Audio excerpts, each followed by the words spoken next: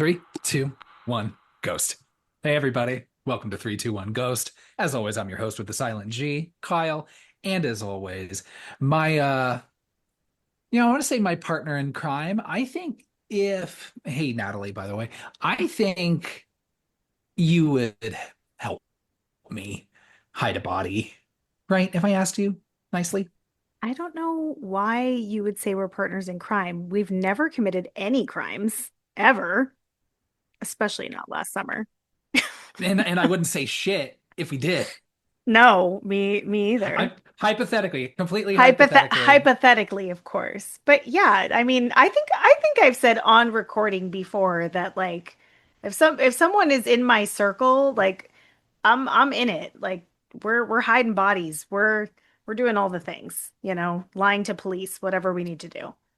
And to be honest, hey everybody, we're talking about I Know What You Did Last Summer. We'll get on this for a second, but we're talking about a movie where they didn't really commit a crime either. They Um, didn't. I am so excited to talk about this movie. I don't know where I'm going to land on this. I'm just going to let the conversation flow, and it's Yeah. just going to carry me along, and we're going to see where it goes. But Okay. I am so excited. One, Natalie.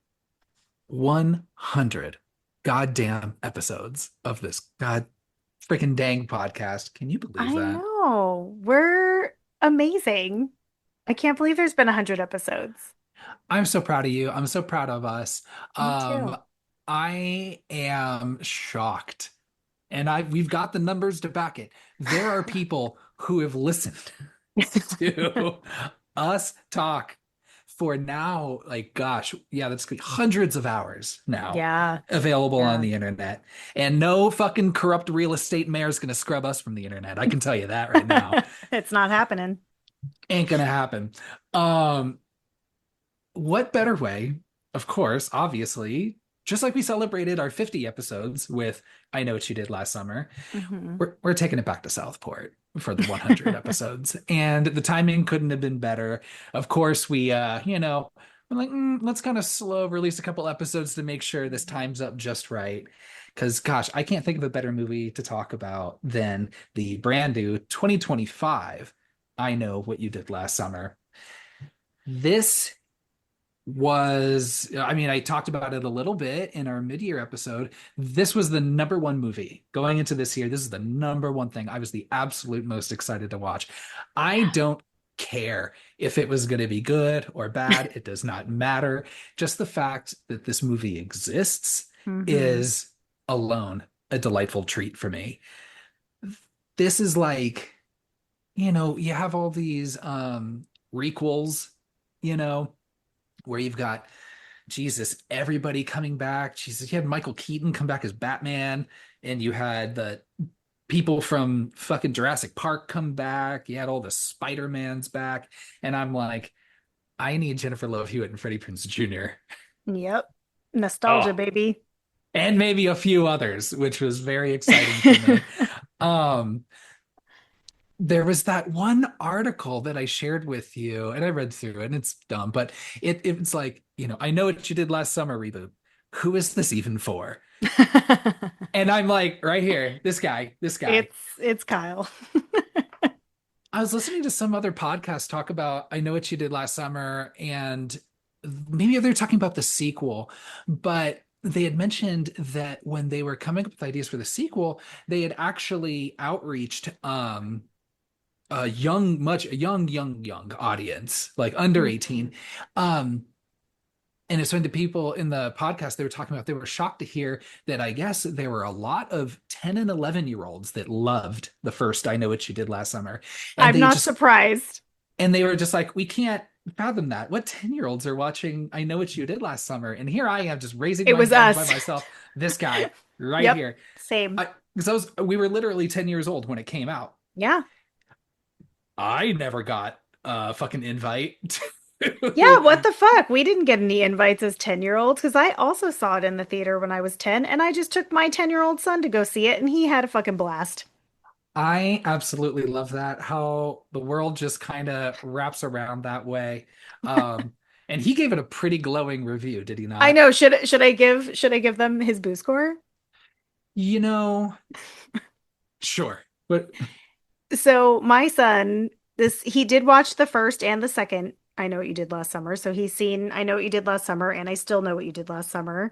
We went to see this over, a couple days ago, and he gave it 4.5 boos. He ate this shit up. The only reason he said his only critique, and the reason why he didn't give it that extra half a boo, was because there was too much kissing. yeah. Too much kissing, not enough choking. Yeah, he's like, violence is fine. The kissing is gross. Why didn't you just choke her? Yeah, So, exactly.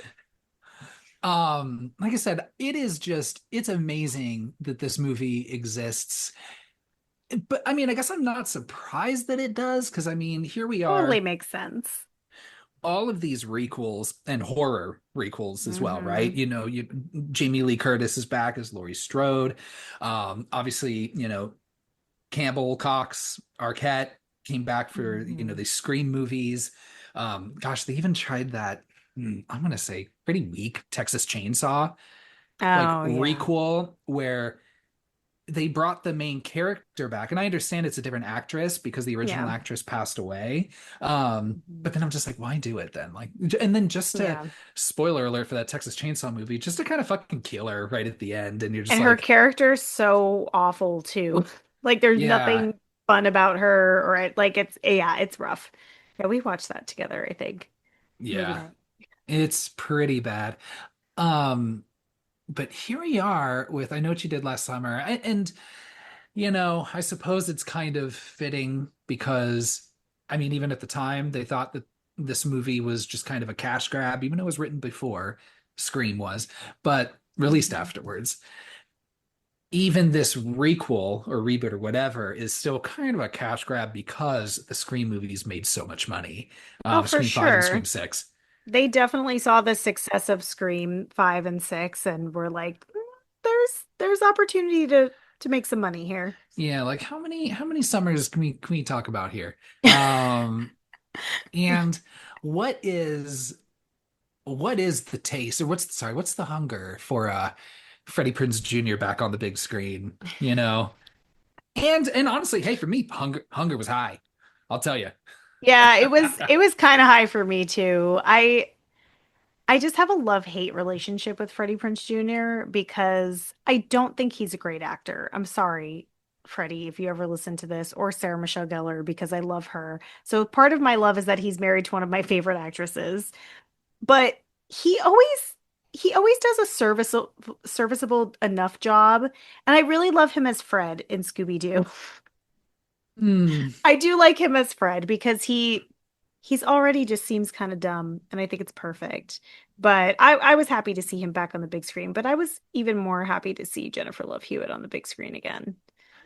It's been a minute. I and like I said, and a few others I was even more excited to see. Yeah. Um, Yeah.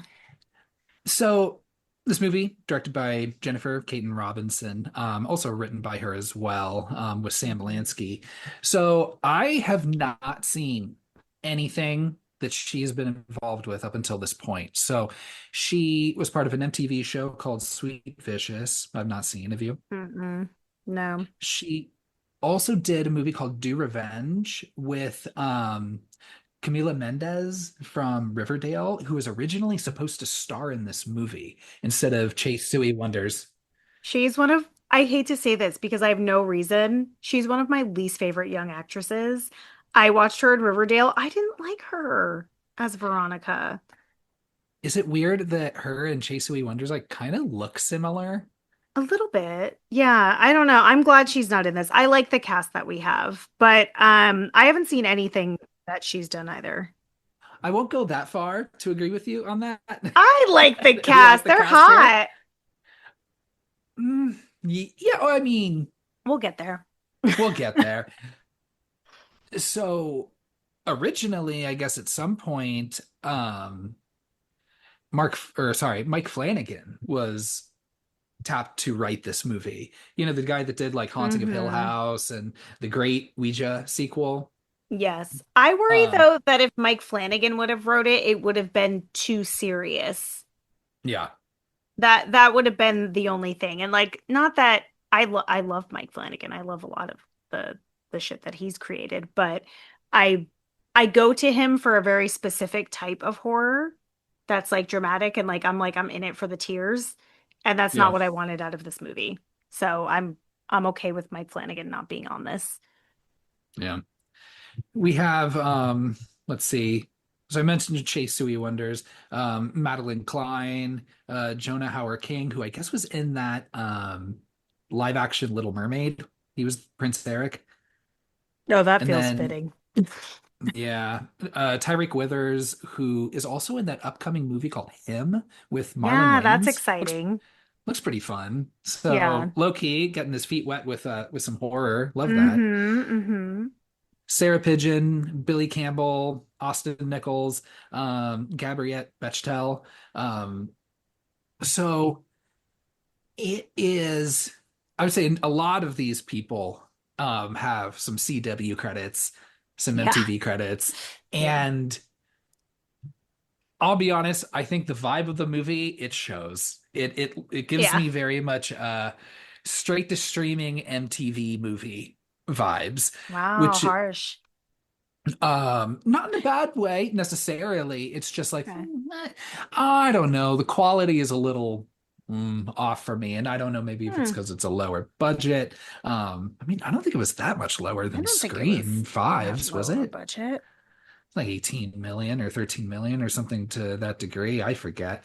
But I think the budget was 18 and it made 13 opening, something like that. Yeah, so the budget was $18 million dollars. Opening weekend, it made rounding up $13 million dollars. And currently worldwide, it's sitting at $28.3 million dollars.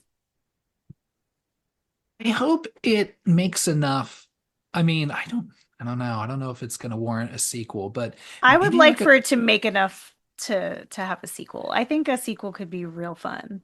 even a yeah, and yeah, We'll definitely. get there. And or maybe like a straight to streaming sequel. I don't hmm know. Um, so I've seen this movie twice. hmm You've seen this movie twice. Correct. How are you feeling? Like going into the movie theater watching this? It's like, basically fucking 30 years after the last time we saw I Know What You Did Last Summer movie. Were you Well, stoked going into it like you were like seeing Scream 5? okay, I will say I was not as excited to see it as I was seeing Scream 5 because I absolutely love Scream. I And should I stop know it, making those comparisons, huh? yeah, you got to stop because Yeah, I know what you did last summer is definitely a lesser of a franchise for me, but I was really excited for just a new version of this scenario in this movie. I agreed. went I went into it with a really, really low bar. And I went to see it by myself the first time. And actually, that I just have to tell a story really quick. I already shared this with you, Kyle, but I think it's important for men to hear this. Now, if you know how you can pick your seat in a movie theater, right? Yeah, Okay. So if there's an empty movie theater, folks, and you're sitting by yourself. So I chose a seat. There was a couple that was maybe like 10 seats away from me. Perfect. They have their space. They can have their little romantic date. They can make out a little bit. They're not in my space. Fantastic.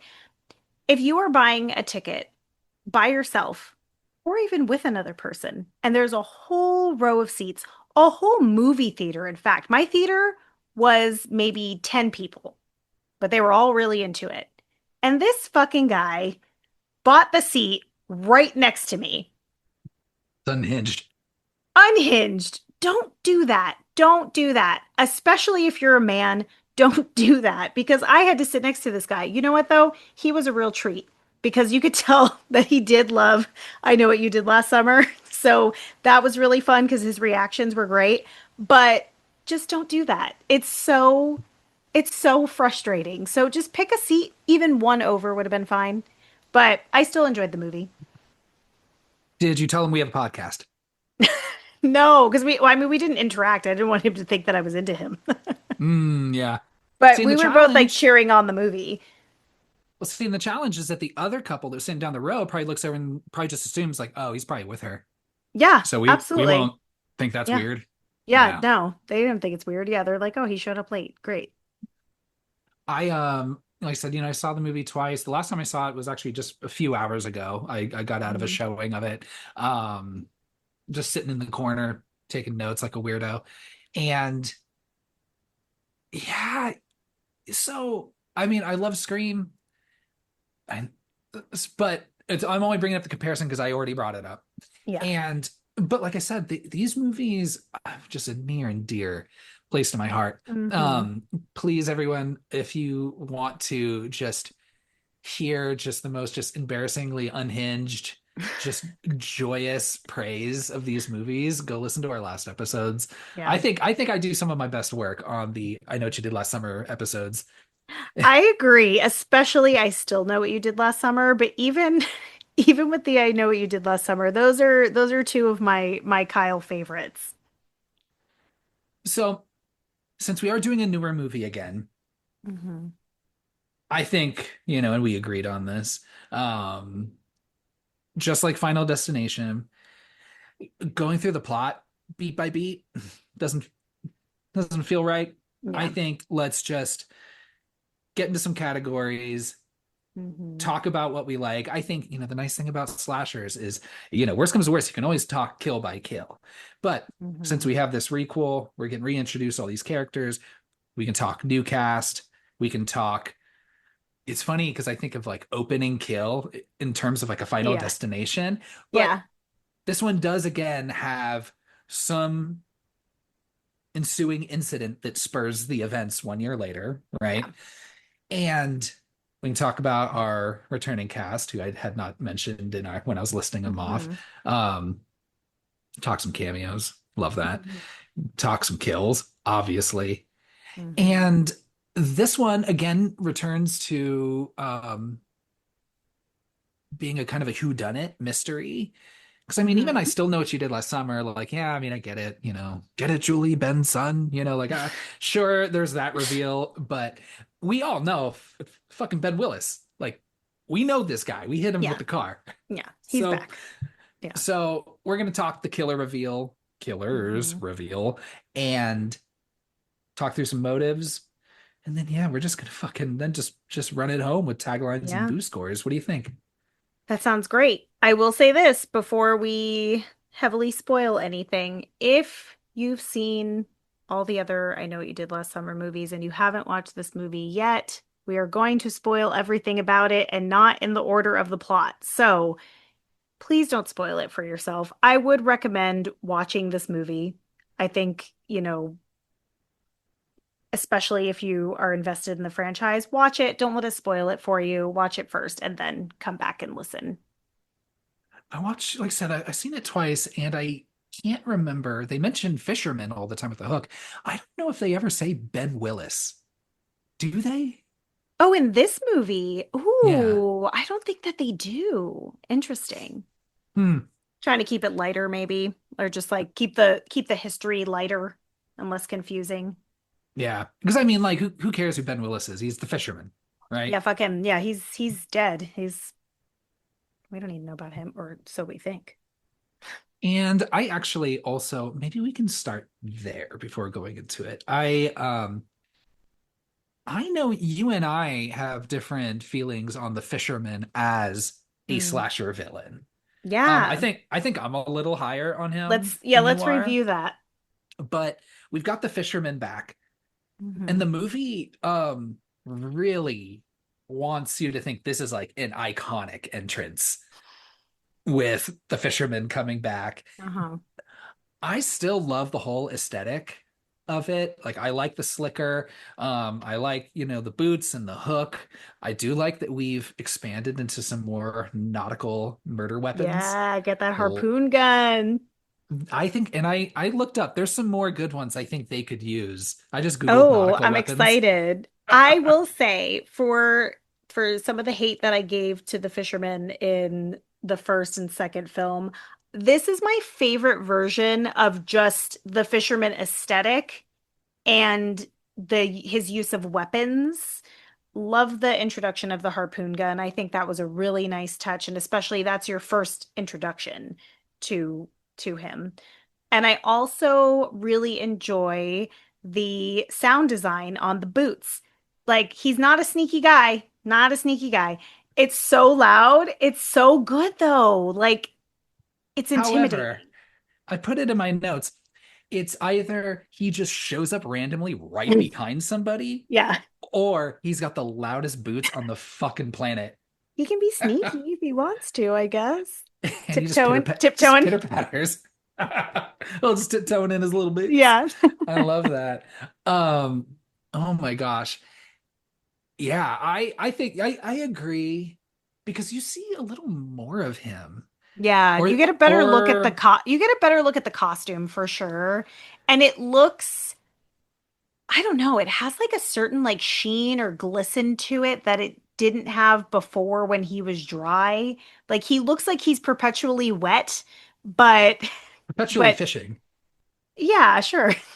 He probably just got done fishing each time he goes and Yeah. yeah, because I mean he's got a day job, right? I mean, or Ugh, because clearly it isn't operating that bar because nobody goes to that bar to I drink. know. That bar is not even open. Yeah, literally the only person having a drink at that bar was Ava. Yeah.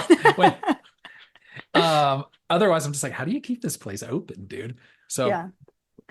but yeah, I do like the fisherman. I like the whole Hmm. aesthetic. I like him being back. And I think you just see a lot more of him. One, Yeah. because there's a lot more daylight in this Yes. movie than the others, Hmm. which I mean, That's fine. take or leave, it's fine. Yeah. I don't know if I needed that whole ending to be in broad daylight, but Yeah, that could have been at night. and he's also a little more ghost facey in the sense where he gets his ass kicked a little more, Yes. I like that. which is kind of interesting. So there's like more kind of fighting off. Whereas like, gosh, I mean, in the first movie and the second one, there isn't really a lot of like fighting between a character and Mm-mm. the fisherman. He's usually just walking and just coming, he does his thing, and Yeah. fucking dude falls on you. All right, I'll just put the spear through you too. Jennifer Esposito, sorry. And yeah, so like that alone, and just this movie, even if there's a bunch of things that are just fucking bonkers and crazy and make no sense and are just done poorly, I'm like, fuck, I'm back in it though. I'm like, this Yeah. is great. Yeah. Again, this is still a treat for me. And at least I am consistent in when I said earlier before seeing this movie, even if this is bad, that's okay. I'm just fucking here for it. Like, I'm just Yeah. happy this exists. What a fun little treat for me. I am absolutely going to get this on Blu-ray or 4K, either way, to go with my collection. Oh, you have the others. Yeah. Yeah. So, gosh, I'm fuck. Yeah. So we talked about the fisherman. Let's talk about this new cast. Fun. You've got five now instead of four. Hmm. So I will say this cast isn't as compelling to me as the previous two. And I really think it's honestly the men that drag it down quite a bit. Oh, for sure. Um, Well, like te do you think the cast isn't as compelling? Because I want you to think about like the cast that we had in, the first movie and the second movie. They like at least half of them were actors that I knew from other things. So I was excited by that. Like all of these actors, I'm too old to know, I guess.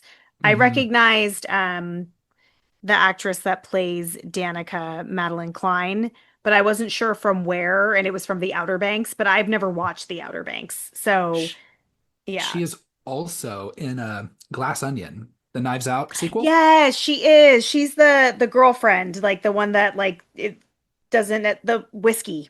Was that her name? I think so. I But think. she Yeah. was charming in that though. Yeah, no, she's great in that too. Yeah. And I'll say even compared to, I would say, compared to everybody, returning cast and, new cast, I really think she brings the most energy to this movie. 100%. She is, 1000%. even when the movie's bad, she's really fun.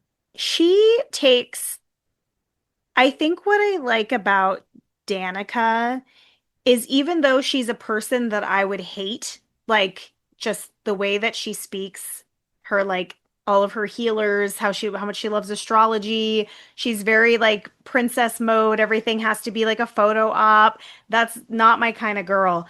But I know her. Like Danica feels real to me, which I really, really enjoy. Like I've heard people say some of the things that she's saying in this movie.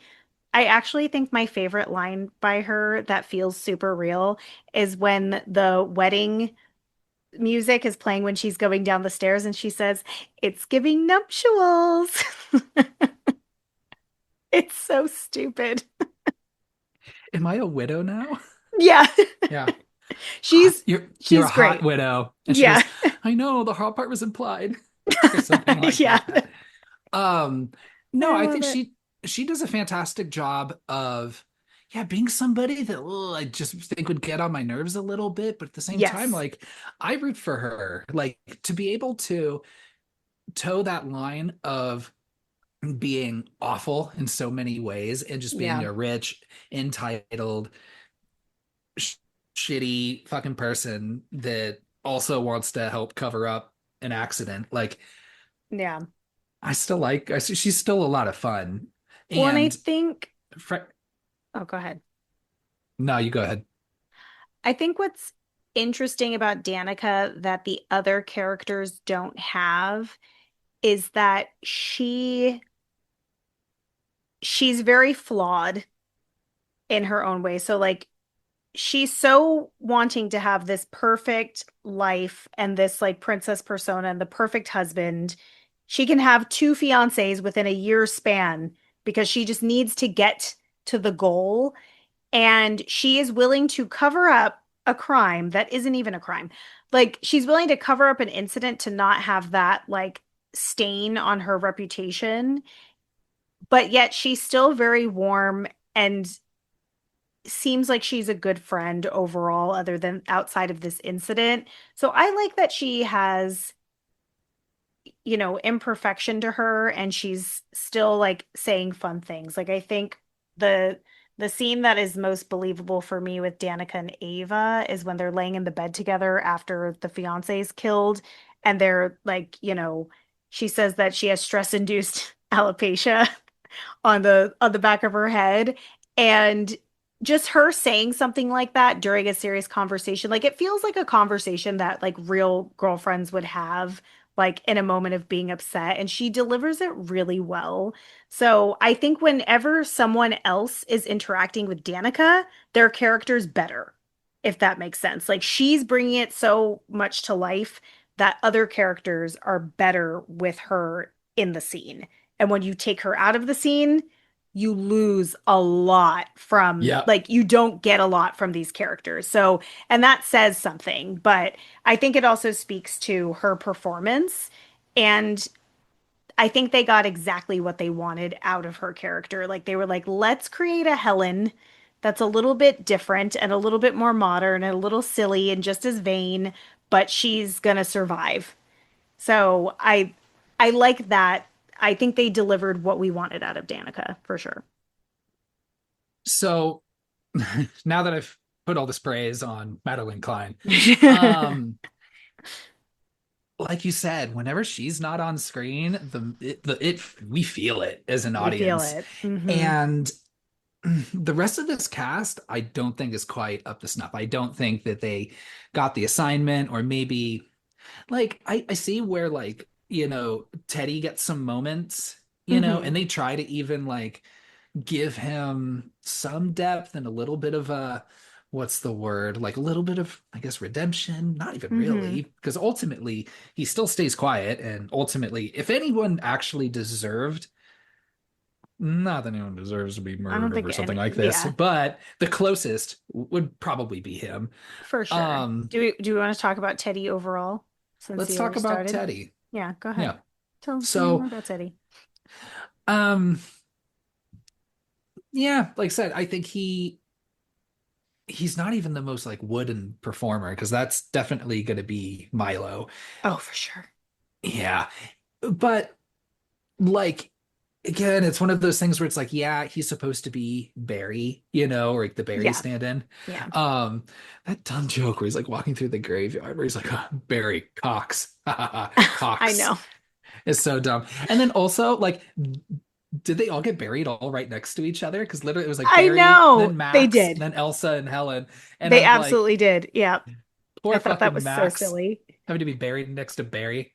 Also, something that I forget about these characters because of how they act is you see at the beginning Ava's class of 2017, which would put them at being what, 26 when Yeah, they're the incident happens, and then so 27 a year later, right? If I'm doing, I yeah. get, or I guess it could be, they could be 25 if it takes place in 2025 and this is 2026. But either way, I'm like, these characters do not feel like 26, 27-year olds with their like the way they act. Cash flow wise, yes, I guess. But okay, here's my take on Teddy. Yeah. Number one, I want to know how they split up. I want to know how Danica and Teddy split up. Like, I want to see that. I want to see that movie. I just want to see how they split up and how she ended up with Wyatt. I think that would be really fun. But I like Teddy. So I think it's because I like that actor. I forgot that he was going to be starring in him, but I had seen the trailer before the movie and I was like, "Oh yeah, I've seen that actor somewhere before." And then I realized that I had seen him in the trailer for this movie. Hmm. So I was like, oh, "Okay, I just think this is a handsome guy." And he is even more ripped in him. So y'all buckle your seatbelts, literally, because he's going to run you off the road. I like how he almost in every scene he doesn't He has he his own shirt open. there must be no buttons on any shirts that he wears. Well, that Um, was Barry's thing too. Barry had his right. shirt open too, but he had a tank top underneath. Some modesty. So, yeah, well, and they have him in the towel. But anyways, he's your like your meathead beefcake. Like he's a little eye candy. It's great. Um, I think what I like about, or maybe I'll start with what I don't like about Teddy. What I don't like about Teddy, obviously, is like, okay, he's inebriated. We get it. Like but he's standing in the middle of the road. They wait so long to tell him to get out of the road. But either way, like this is all Teddy's fault. And then it getting covered up is all Teddy's fault. So really, like he's the one that should have just been killed and that would have been that. I think that would have been fair. Um and he obviously called his dad before he called the police, which is total nepo baby behavior. Like he is a grown ass man getting married. I'm gonna need you to call the police first. There's that. But what I like about Teddy is I like seeing his relationship with Danica after the incident a year later because he starts off being like, fuck her, whatever, Princess Danica kind of thing. But then after her, fiance gets attacked, they like run his shitty dad and him run to the police station. They're like, hey, we have a car watching out for you. Like he goes into full like protective mode of her. She doesn't need protecting, clearly. She makes it out of this situation and he doesn't. But I like that he is like quick to like cuddle her, but still be like respectful of her at the same time. Like I like seeing them kind of like rekindle a relationship of some sort. So I did enjoy, again, it's the interaction with Danica though that is what's compelling to me. So, but I do like the actor, and I think for what he was given, I think he did a fine job. A little bit. I think I can agree a little bit. But like that dynamic you're talking about, very similar to Helen and Barry, Yep. right? Yeah. Because even like towards the end before they're both murdered, like there's like, oh, they're like they kind of rekindle a little bit. And they're like, oh, maybe Yeah. we do like each other a little bit, even though I'm like, come on, Mhm. Barry's still a dick. He Such a was a dick. dick before. He was worse. He was Yeah. way worse. He was choking out Julie. Yeah. So, I mentioned Milo. Milo, I think they just needed to have somebody else there and then to have maybe some sort of like male, past lover or something for Ava, and that's Yes. pretty much it. Even though like they don't, I don't think they needed to be like ex boyfriend and girlfriend. I No, don't they think could have they, just been boyfriend and girlfriend. Like he or could have just just been, friends. or just friends even, or like maybe like, you know, he likes her, she likes him, and the other one doesn't feel the same way. Something like that could have worked. I didn't understand. We got very little backstory from them, and I think it was just because Milo was there so that both Ava and Danica could have a loss of someone that they were like romantically involved with, whether it be past, present, or future, whatever. Um, They and both, they he- each lost two people they were at least physically that's involved with true. at Oh some my point. gosh, how funny. I love that. And also like Milo, like, well, okay, this actor, I've never seen him in anything. He's he's just very stiff. Like, I don't know how else to describe it. A little bit. Would you agree? Yeah, a little wooden. Yeah, I thought he was the most boring. And yeah, I mean, I get he had the least to do, he did. but you But like know, the one thing that he could have done that would have won me over is just choke your girl. Like she's asking for it. She's giving you consent. Like try it out. Just try it out. That's all I'm saying. You yeah, know? I was thinking about that where I'm like, if it's like, okay, so if it was the first time they were ever having sex, you Definitely know, not though. maybe don't bring up the choking then. Yeah, Um, and to be fair, it wasn't just choke me, it was, choke me, punish me, I deserve I it. deserve it. Yeah. Well, also like okay, I will say Ava, like cool your shit because this is probably the first time you guys have hooked up in a long time. Yeah. Like a real long time. So maybe like let the room kind of settle a little bit before Yeah. you bring that into the mix. So, but like, it's like, come on, Milo. Like, let's get it going. So I like his little conversation. I like his little conversation with himself in the car. I did think that was funny. People talk to themselves way too much in this movie, Yes, they but do. I did like that he's like just choke her. That's what she wants. Like, just do Yeah, it. just do it, bro. Yeah. Yeah. That can Pep all talking. totally be an internal monologue, but yeah, you're right. People Yeah. talk.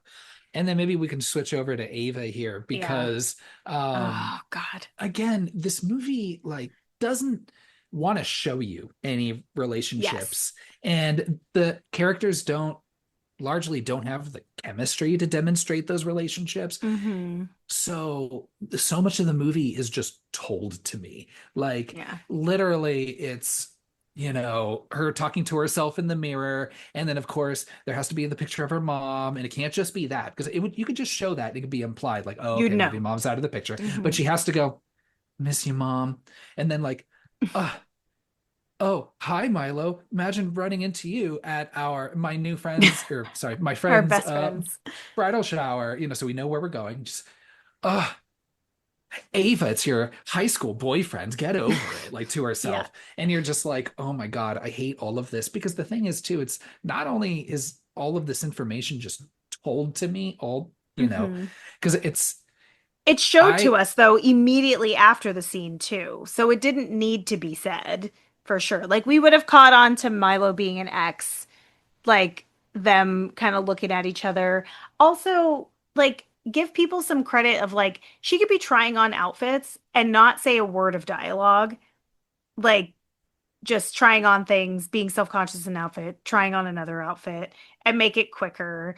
Yeah, that opening scene really made me worry for this movie a lot, but it set the bar even lower than what I walked in with. So then it was just going up from there. the other thing about Ava is, Hail, by the way, this is yet another horror movie about trauma and dealing with trauma, by the way. I love that this movie is like, you know, what else do we have to say about trauma and affecting people? I don't think that is that's a mine that's been, dug into enough in horror movies. Let's talk about it here. And I think that this movie does it very clumsily. And I think one of the big examples is with Ava's character, don't you think? Hmm. So the thing with the trauma, I would rather someone become a murderer out of trauma in a horror movie because that is the more common theme that you see than someone become trauma induced, like have trauma induced bisexuality and tendencies toward BDSM. Like Yeah.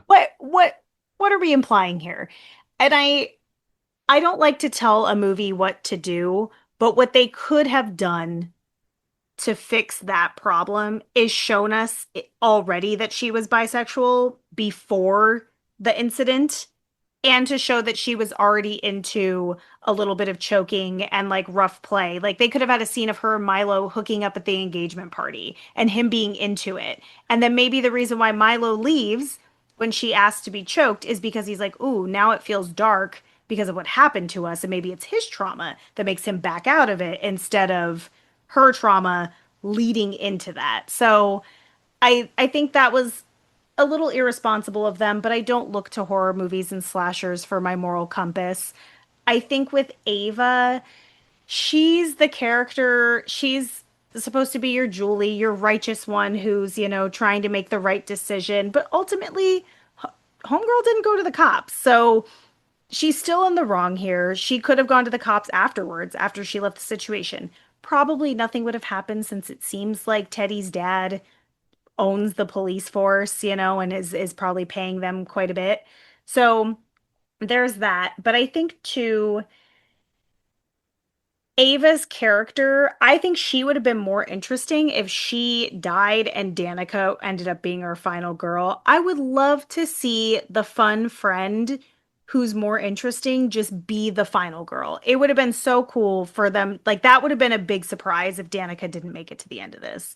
Not Danica, Ava. If Ava didn't make it to the end of this. So Ava's fine. I like the actress is fine. She doesn't get a lot of fun things to do. I hate to bring up Scream again, but I was just thinking how fun it would be if Rose McGowan survived instead. Mm-hmm.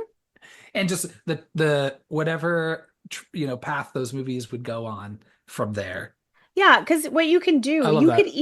you could even follow the same formula of having your boring, righteous final girl through the whole movie, but then maybe right at that final act, she's cut out of the picture, literally, and then you've got your fun best friend as your new final girl, and it just shifts to her. Like I would love that.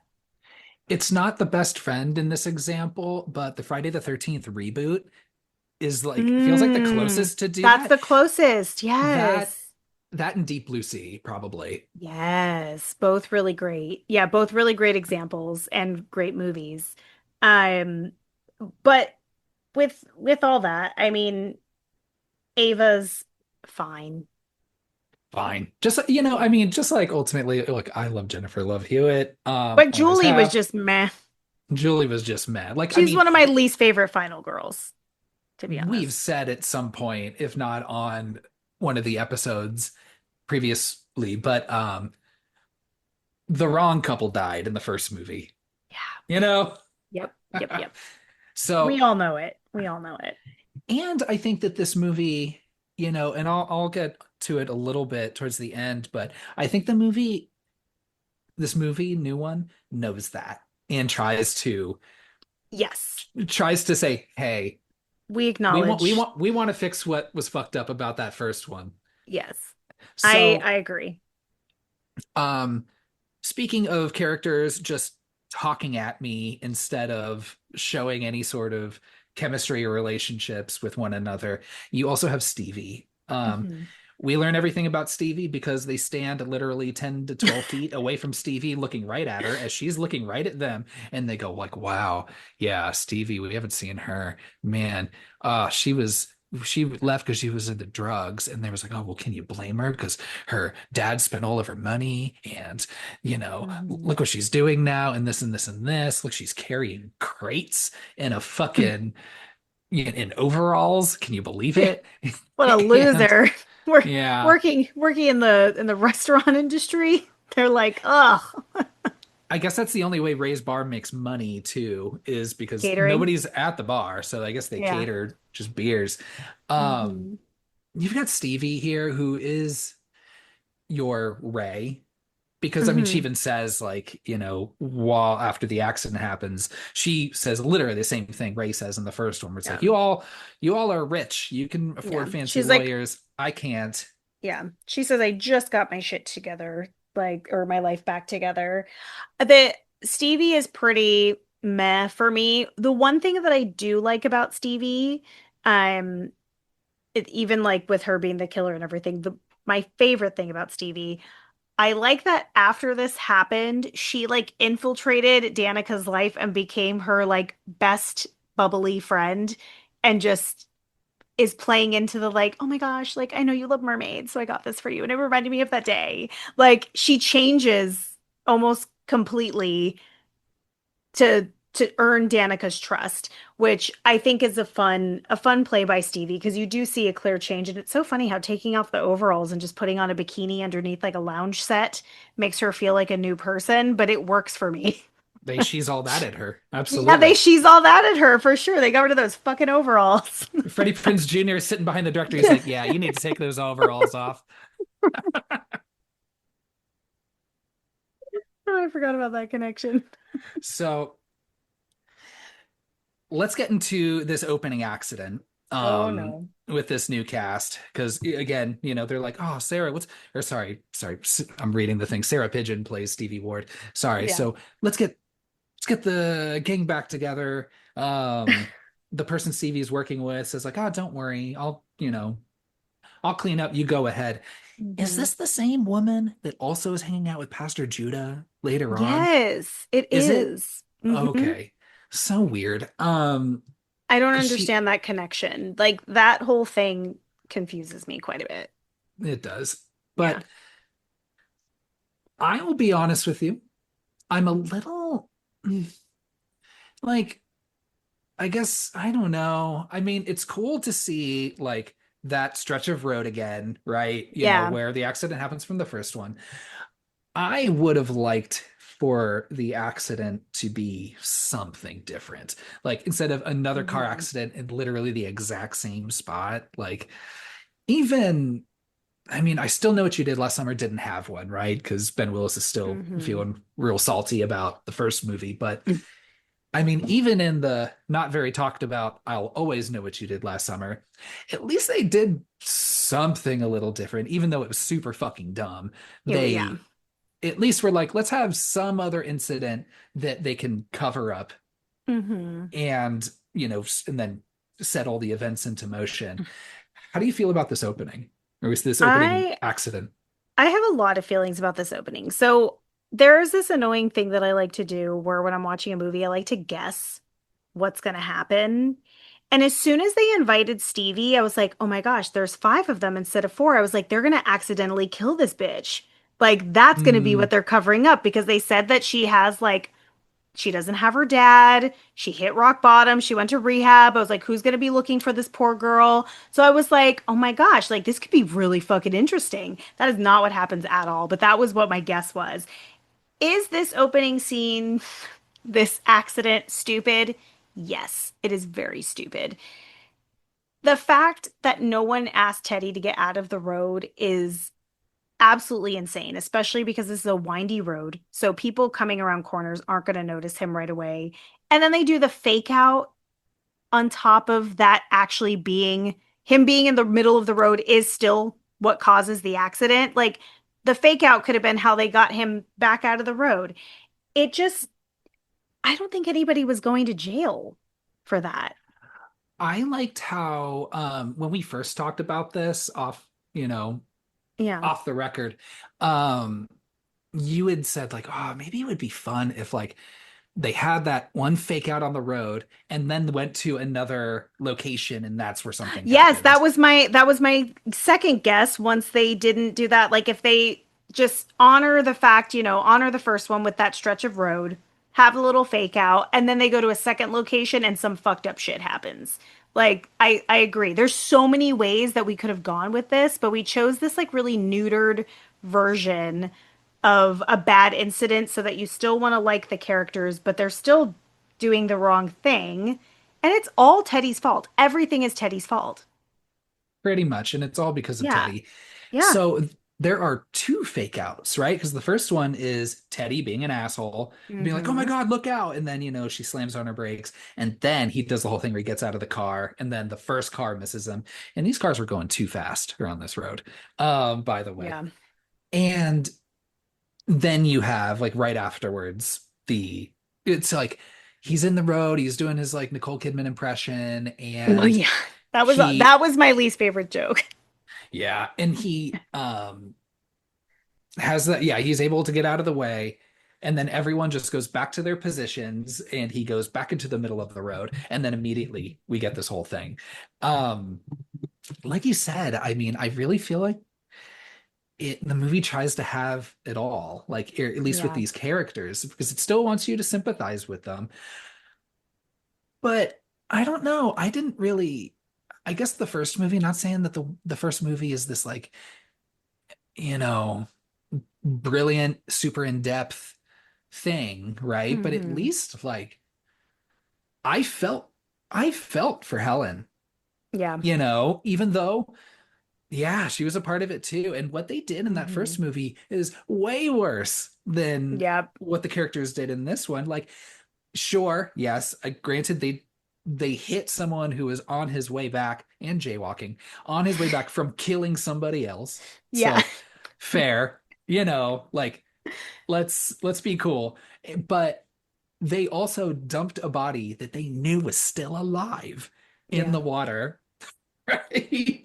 And left him to die. Like that's way worse than what happens here Yeah. because they again like they try to have this accident, but then also like you still can like not feel too upset with anybody because Yeah. they did try to help the truck, Hmm. and then they did still talk about like trying to go down and help. They do call the cops. I was thinking when Teddy walks off screen and says, "Oh, I'm gonna go call," I was like, "Fuck you are, dude. No, you're not." I thought he wasn't going to call at all.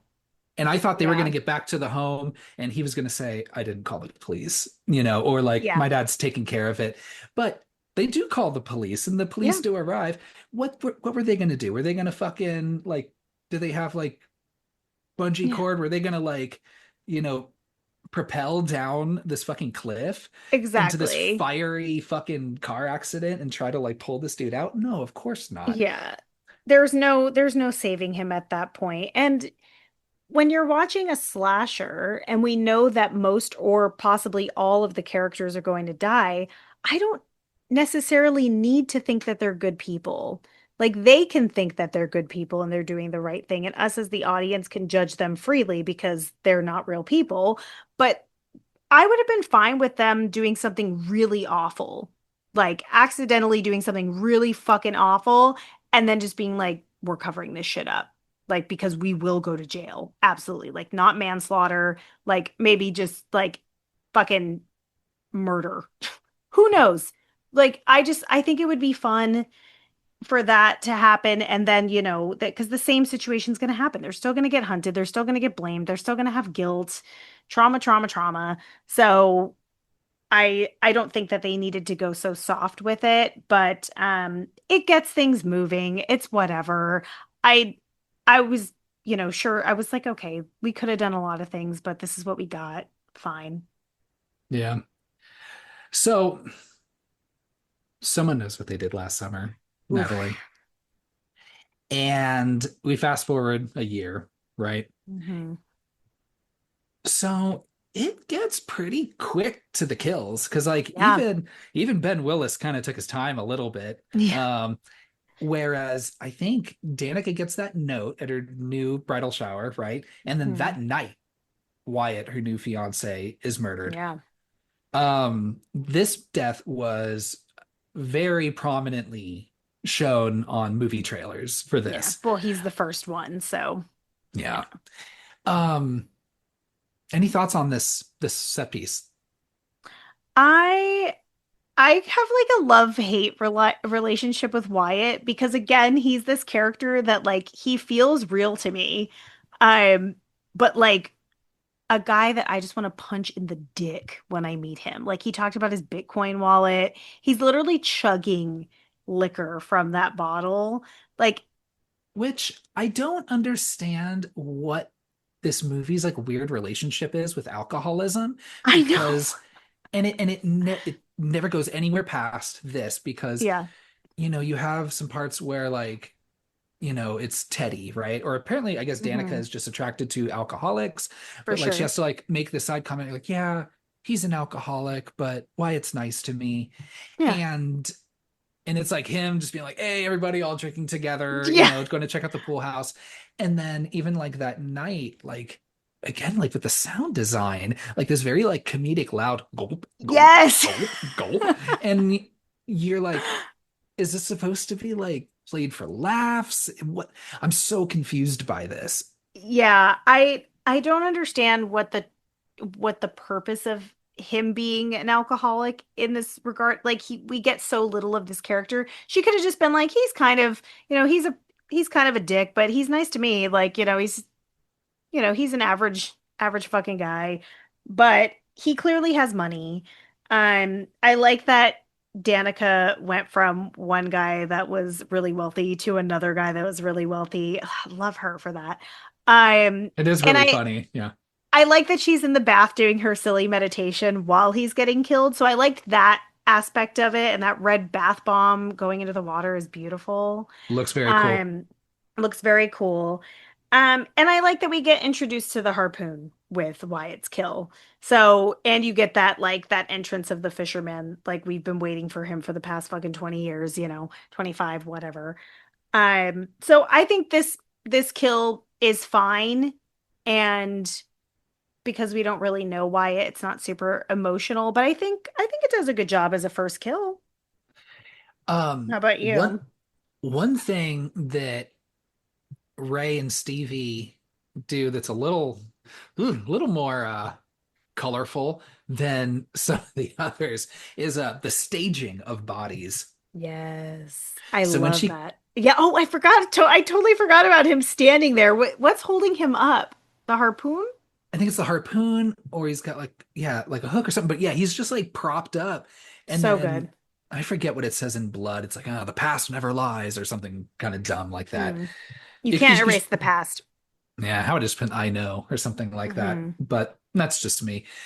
Um, I'm just like, fuck, y'all are like, okay, like I'm like, it's a stretch to get to the point where why you all want to start killing all these people, and especially like I Yeah. get it, they want Danica to suffer in the same way because apparently, fucking Stevie was just so in love with this Sam guy. Yeah. Yeah, which I'm like, okay, maybe, but um, yeah, just seeing it propped up like that it is pretty fun though. Yeah, I can't believe I left that out. And I especially like the work that they did on his eyes. Like he's got those like his eyes are like completely like blood, like not bloodshot, but like you can see bursted blood vessels like in his eyes. It looks really cool. And Same with like Teddy later on. yeah, poor Danica. Like that's so shitty that she had to walk into that. So the staging of the body was a very unexpected surprise for sure. Ben Willis didn't stage bodies like that, except No. for Jeffrey Combs. Yes. It's true. And I wonder if like Jeffrey, like if he killed Jeffrey Combs or when Ben Willis kills him in I Still Know. I wonder if he was just like in the hallway or like out at like the tennis courts or something. And he's like, "Ooh, you know, be fun. Let's drag him back to his office. Let's prop him up at his desk." Maybe Yeah. look like he's put a little quill in his hand, like he's writing something. Maybe who knows? I don't think Just it's but actually I like that. still know. And just put that fucking hatchet like right in his fucking skull. Yeah, that was And I great. still know. I love that. Hmm So yeah, that's some ghost face shit, like Yeah. doing that sort of thing. hmm Um poor guy. Sorry, what's his name? Yes. Wyatt. Sorry, Wyatt. Wyatt. Yeah. Yeah. A perfect name for him. So our second kill is someone that I have not mentioned yet. Tyler, who is a true crime podcaster. Hmm That's the other thing, right? It's like, traumatized people that might be on mental health medications, just like are also into like spooky shit and true crime. So like that's a little bit of a I thought that was just something that the mayor just made up to make her sound like she would commit suicide. Like She that's what I thought.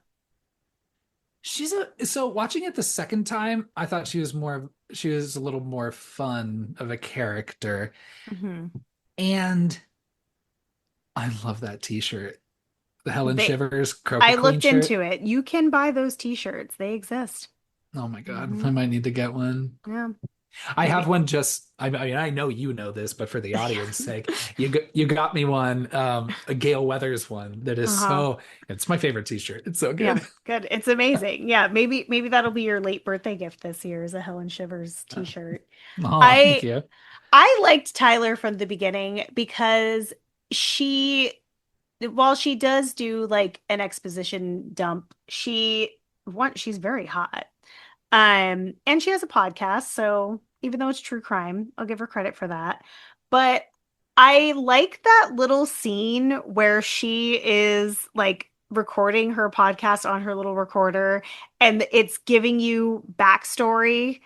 Um, Yeah. I think she's fun. Like she's a silly character, she's fun, and she doesn't last long, but I enjoyed that piece of like reintroducing her to the movie when they go to see her.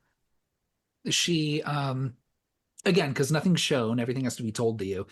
She gives us all this extra backstory on, what's happening in Southport, the role of Teddy's dad, who's the mayor and also a real estate Mhm. developer. Um, I mean, none of this was filmed in the same locations that the original one was. So Obviously. I guess it's an easy workaround to say like, you know, gentrification and putting in Hmm. like a bunch of, rich lake house mansions and stuff like that. Like, Hmm. Southport doesn't even look like Southport anymore. And it's because, it isn't Southport.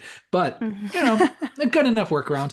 The thing Yeah. that fucking boggles my brain though, Natalie, is so they because this is going to come up as part of the motive is they I guess after 1997 and these murders, people just would not come to Southport and everyone was afraid and Hmm. this and this and this, and I guess he like scrubs the internet of mentions of these killings in 1997. um can a mayor do that?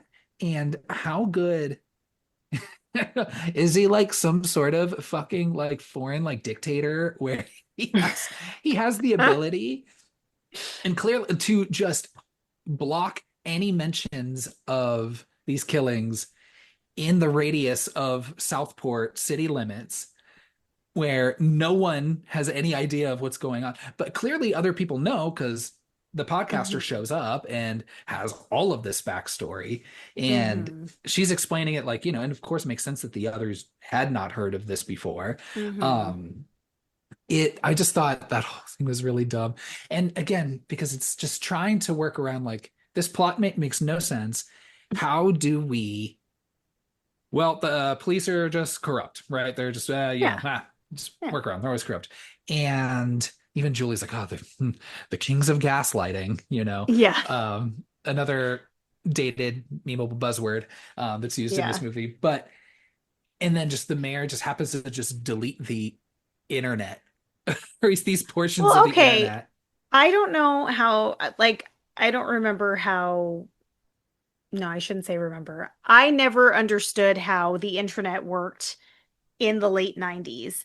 But let's say it's the late 90s and he's scrubbing the internet. I think it would be a lot easier because you didn't have things like when was Google invented or actually heavily used and working at its full capacity? Couldn't I couldn't tell you. Yeah, so like so later than you think. So my argument to that, and I'm not saying that it's a lazy excuse, but I think back in the late 90s, I think he could have like got rid of a lot, but it doesn't change the fact that there was television news, people could have recorded things, people could have shared the stories over the years. What the most unbelievable part of the story is to me is that the younger, like the people who live in Southport should all know. Like even if they don't talk about it and they try to like get rid of it, like they shouldn't be like, "What? I've never heard this story before." Like they should fucking know the story. Like That's the sequel is we should all know what they did last summer. yes. Because it's like at that point it would even just be like they could be like, "Oh, that urban legend?" Like they could have come up with some bullshit, but they didn't want to say that because then you're bringing in another franchise. But I I think that's the more unbelievable part for me is that they didn't know the story versus the fact that the mayor, scrubbed the internet, whatever the fuck that means. You now you can't scrub the internet. There's just too you can't control it. Yeah.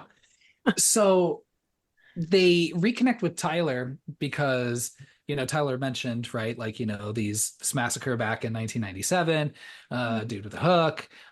So Ava goes and sees her, and this is when you have your next set piece and your first kind of like chase with in the movie Yeah. with the fisherman. So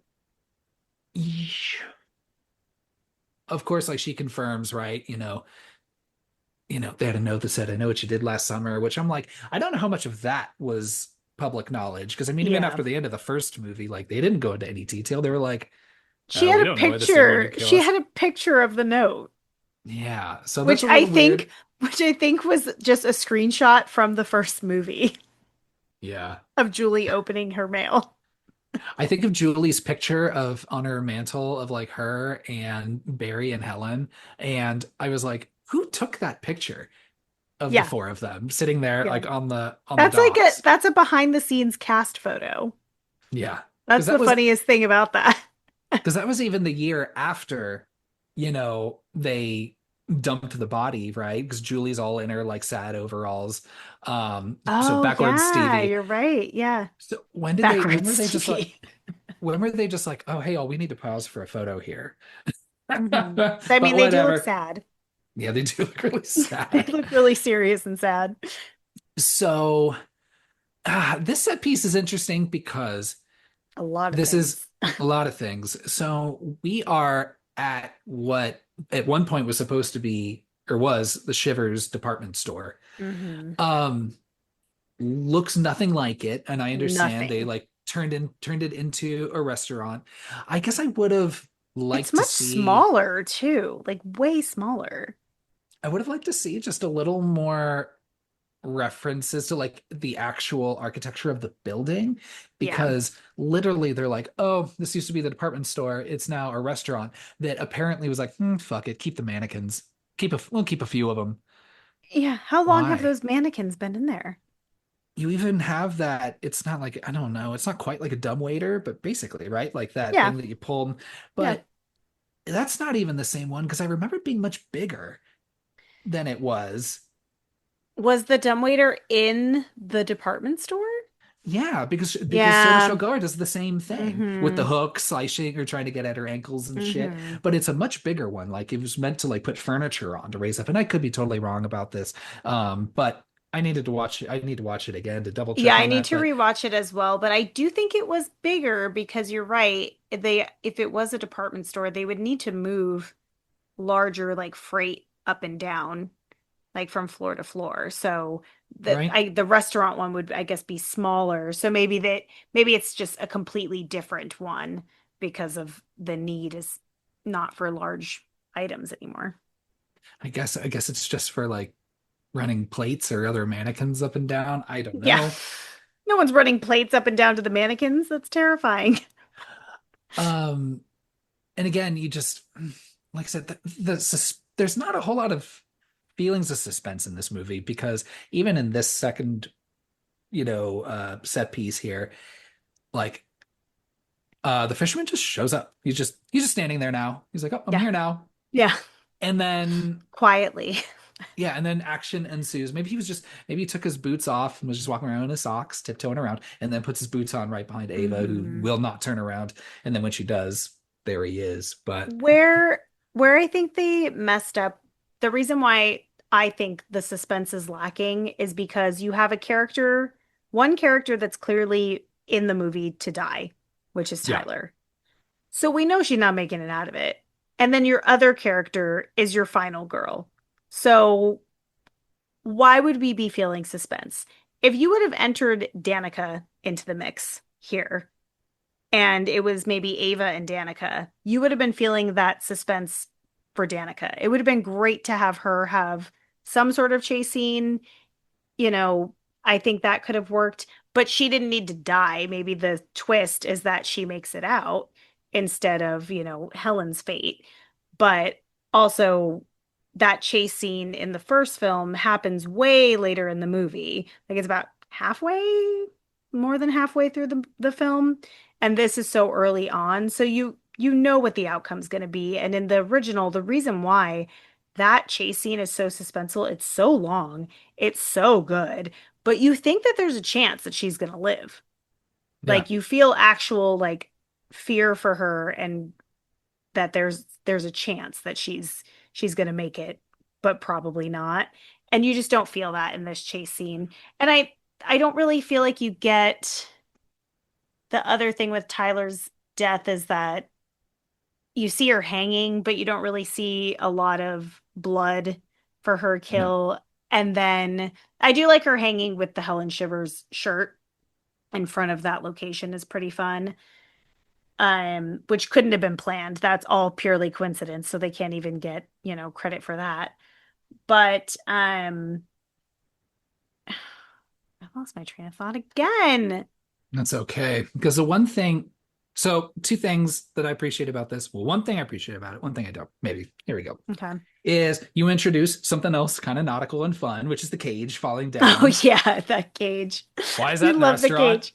I don't know, but who cares? Because I And think how if, did and how did we aim it directly onto Ava? That's pretty exceptional. I know I would have had to at least like mark like an X or something just to, you know, to know where it was going. Like it didn't, Yeah. as hard as that thing fell, I would think if it was even off, even just by like half a foot, it would just like knock her out, like hit her in the head or like break her Yeah. shoulder or something It like could that, kill which her, honestly. um I don't, I mean, outside of the fact that Tyler happened to be there and is a witness, feels like that's the only reason Tyler dies in Hmm. this. Gosh, another just fucking such a dumb trope, Oh, especially in murder mysteries, is she gets fucking hooked, right? And there's that fight back and forth, and of course she rips off the mask and she goes, "It's you," and then dies. And why did she turn into an elderly man? yeah, it reminds me of Yvette and Clue when she goes, "It's you," and Yeah. gets like it's very I feel like it's very common in these murder mysteries. And you're like, well, okay, so it's gonna be Milo or the mayor or Ray or Julie. Because I who else has she seen at this point? So me watching this movie, I'm like, oh, Ray's the killer. It's Ray. That's that is so whack. I don't even believe that. Maybe I'm just too naive, but that was the other thing that I didn't like about Tyler's kill was that she says it's you. We didn't need that because now we just narrowed down our suspects so much, or we introduce the fact that there could be two killers again. So my thought process was it's Milo or the dad. And but no, I didn't think it was the dad because I went back on that thought because he's trying to make Southport seem safe and great. But I thought it was Milo, but then there would be someone working alongside him. But I couldn't nail down what his motive was, so that kind of threw that for me. But I could have gone without the "it's you." Yeah, because I mean, for me, it's like, oh, it's Ray. You feel like it Because spoiled it for you. from that, just how you narrowed it down, Hmm. it's who could it be? And like, it's not going to be Julie. They're not going to do Yeah. that. Or they could have even had a scene again, like we could have added more into this. Tyler could have met the group of friends. Yeah. And that way it's just like she's met someone who's the killer, but she met all five friends. Like that would have worked for me too, because she could have even just quickly met them. It didn't have to be a whole thing. And then that way she at least has a whole roster because then she's seen the mayor before. She knows who he is. She met all five friends. She's seen Ray and Julie from pictures. So it would give you more options. And like, I get it. I'm not a screenwriter. I don't think I We're could both write a not. better movie than this, No. but I think really all you needed to do, I need to watch this again to see if that's really a good idea, but have the town hall scene be after Wyatt's death and have Tyler be there So Tyler Yes, could see yes, everybody in this town everyone. hall. So when she goes, it's Absolutely. you, it could be anybody. It could be the police chief. It could be Ray. It could be anyone Smart. of the friend group. It could be the dad. It could be some random person that Be you the saw that was sheriff. also there. Yeah, yeah. Yeah, So smart. that's, I think, how I would have probably done that. Hmm. So, but yeah, I would have liked more Tyler too, so that would have been great to have her in another scene. I just think that actress is so attractive, and I love that she has those thin eyebrows. Ah, she's like bringing it back to OG Helen Shivers. I love those thin eyebrows. yeah. So the next death we have here is just keep putting in my notes, cemetery Cemetery guy. guy. But I guess Undertaker, groundskeeper, sure, Mhm. whichever. So when I hear Undertaker, I don't think of someone that works at the graveyard. I think of the You think wrestler. of the wrestler, of course. That's Well, what all of us think that grew up in the 90s. We all think of the Undertaker, the wrestler first, and then we think, wait, what could you actually be talking about? yeah, dude, just Undertaker just rolling around with a pallbearer. Yes. Oh yeah, dude, fucking just 80s, early 90s What a wrestling was just duo. fucking peak. Um, so his death is pretty quick because he, is helping them out. Turns around, gets slashed across the throat. You see the blood splatter, very much Hmm. like Elsa a little bit in her death in the first Yeah. one. Poor guy. Um, If he would have just not been nice and said, "Hey, I can't help you out," he actually probably still would have gotten killed because Stevie and Ray are trying to tie up loose ends and they're on camera for the flowers. But it's like, why are you leaving flowers then? Not covered yeah, up if you know that there's cameras in the cemetery just so you could kill that fucking guy. That poor guy. I feel bad for right. him. Yeah, I like because the cemetery scene was also right after and we'll talk about the chase scene after the cemetery guy kill, but you also have the impound lot guy who's also I was like, should I know who this guy is? Because I know the way they introduce him too. he is a very like campy, cartoony character in Hmm. this. So I've been to a number of impound lots trying to get my car back. They're not that nice. No, Absolutely not. no, So, they hate they who would enjoy doing that job? but I do appreciate yeah, just the helpfulness of like, yeah, sure, I'll help you out with him and Hmm. the groundskeeper Undertaker guy. Um the other thing again with like I said with this fisherman is that he either has like the loudest boots on the fucking planet or he just shows up right behind you Yeah. because they're at the cemetery. Teddy goes and it's just Teddy and Danica here. Hmm. Um a few times in this movie you have someone standing where you have like extras just hanging out and then they all Hmm. just get up and leave together to just Yes. leave the one person there on their own. And then whoop, Hmm. fisherman shows up, Yeah. and he like literally standing like right there. Then you have this chase scene. Now it's cool seeing the Croaker Queen or Croaker Parade float. Yeah. But could we not have had a parade? I know, I would have loved a parade. And Yeah. I would have is loved a this parade. is this warehouse that's holding this Croaker float? Is that also on the same grounds as the graveyard? Because she did not go very far. She didn't. I wondered the same thing. I was like, why is the parade float hanging out at the cemetery? Did they just retire that float after what happened to Helen Shivers and we're like, we're laying it to rest I here at guess the so. cemetery in this storage unit? Seems like a lot. For Yeah. especially if they want to erase the past, they're like, we're scrub the internet, but let's leave this fucking thing here. Yeah. Really. Um, no one dies. You think that maybe Danica will die here, but Teddy comes and saves the day a little bit. Hmm. And yeah, I don't know. The scene's fine, but yeah, hey, poor cemetery guy, just doing his job, even he wasn't doing it well. He's like, oh yeah, I'll Hmm. show you camera footage. Yeah, doesn't seem like he should do that, but So everyone convenes at Danica's place afterwards. And Danica, of course, also very, very concussed and on Xanax, is like, I hey, love her in Xanax. hey, what's up, Teddy? My fiance Yeah. was just brutally murdered But 24 hours prior, still wearing my engagement ring. still wearing the engagement ring, being like, Want to what's up, cuddle? Teddy? Want to cuddle? It's Honestly, that's her type. That's what I love about her. She's like, well, lost one, got to go back to the other. yeah, that it is pretty fun. And this is you've got Milo's death tonight. Hmm. Mentioned earlier that, um, Milo and Ava. I guess there's only two rooms that can be made up, or one extra room that could be made up, because No, she said no one sleeps alone because she wants some mm, safety in numbers.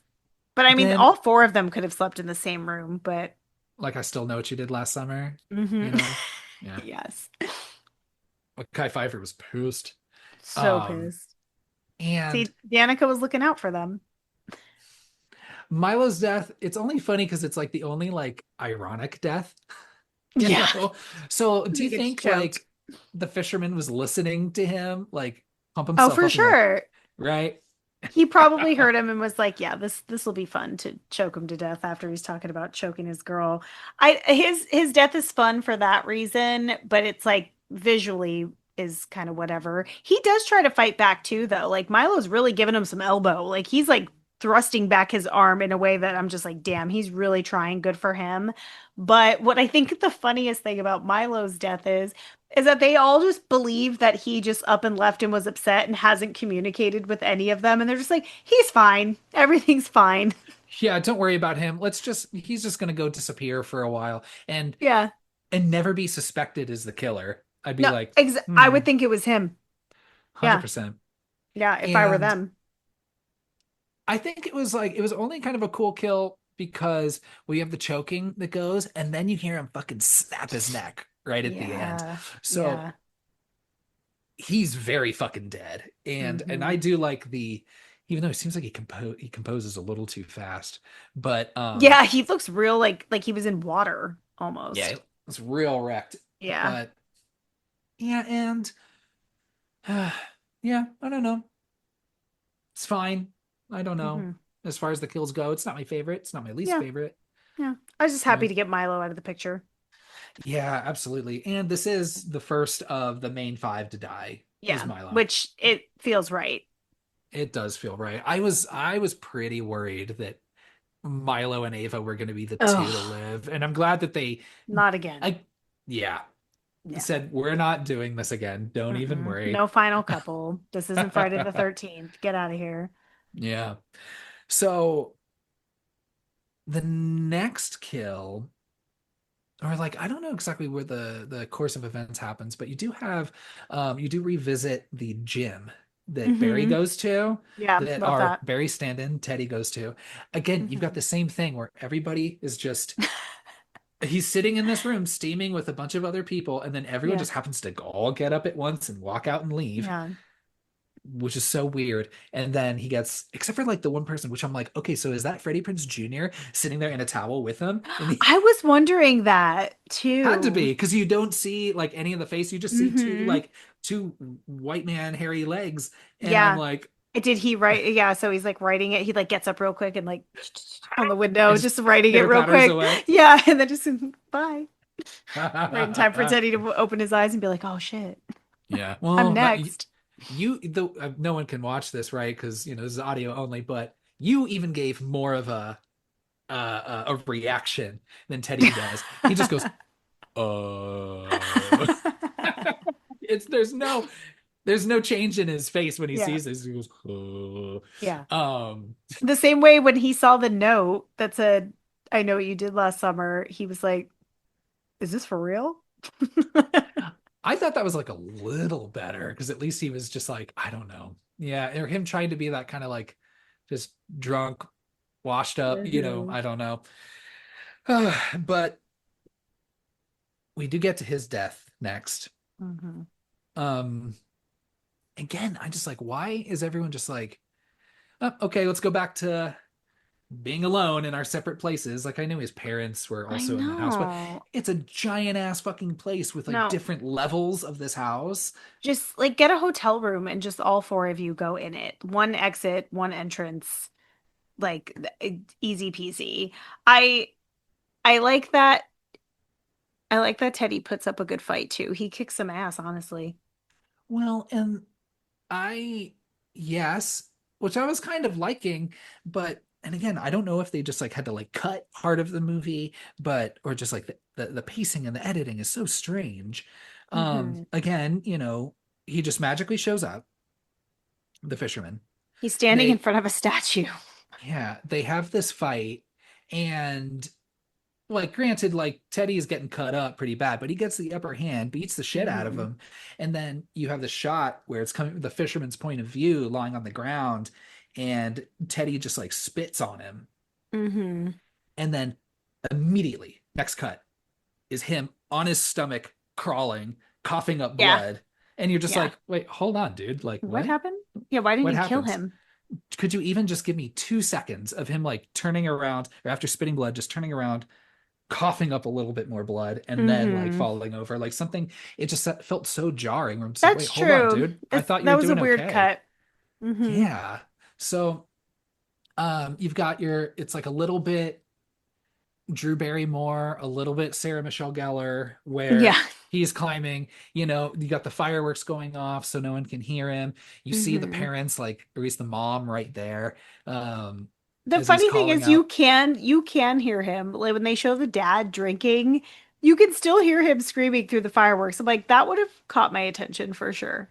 He's not a very good dad. He's not. And um and then it felt very Scream too, because he's like, he does the mom as his voice is Yeah. breaking up. And then like as the fisherman just walks back up behind him, picks him up, stab, stab, Hmm. stab in the side, and like lets him keep going. That's a very Yeah, Ghostface thing to do. I agree.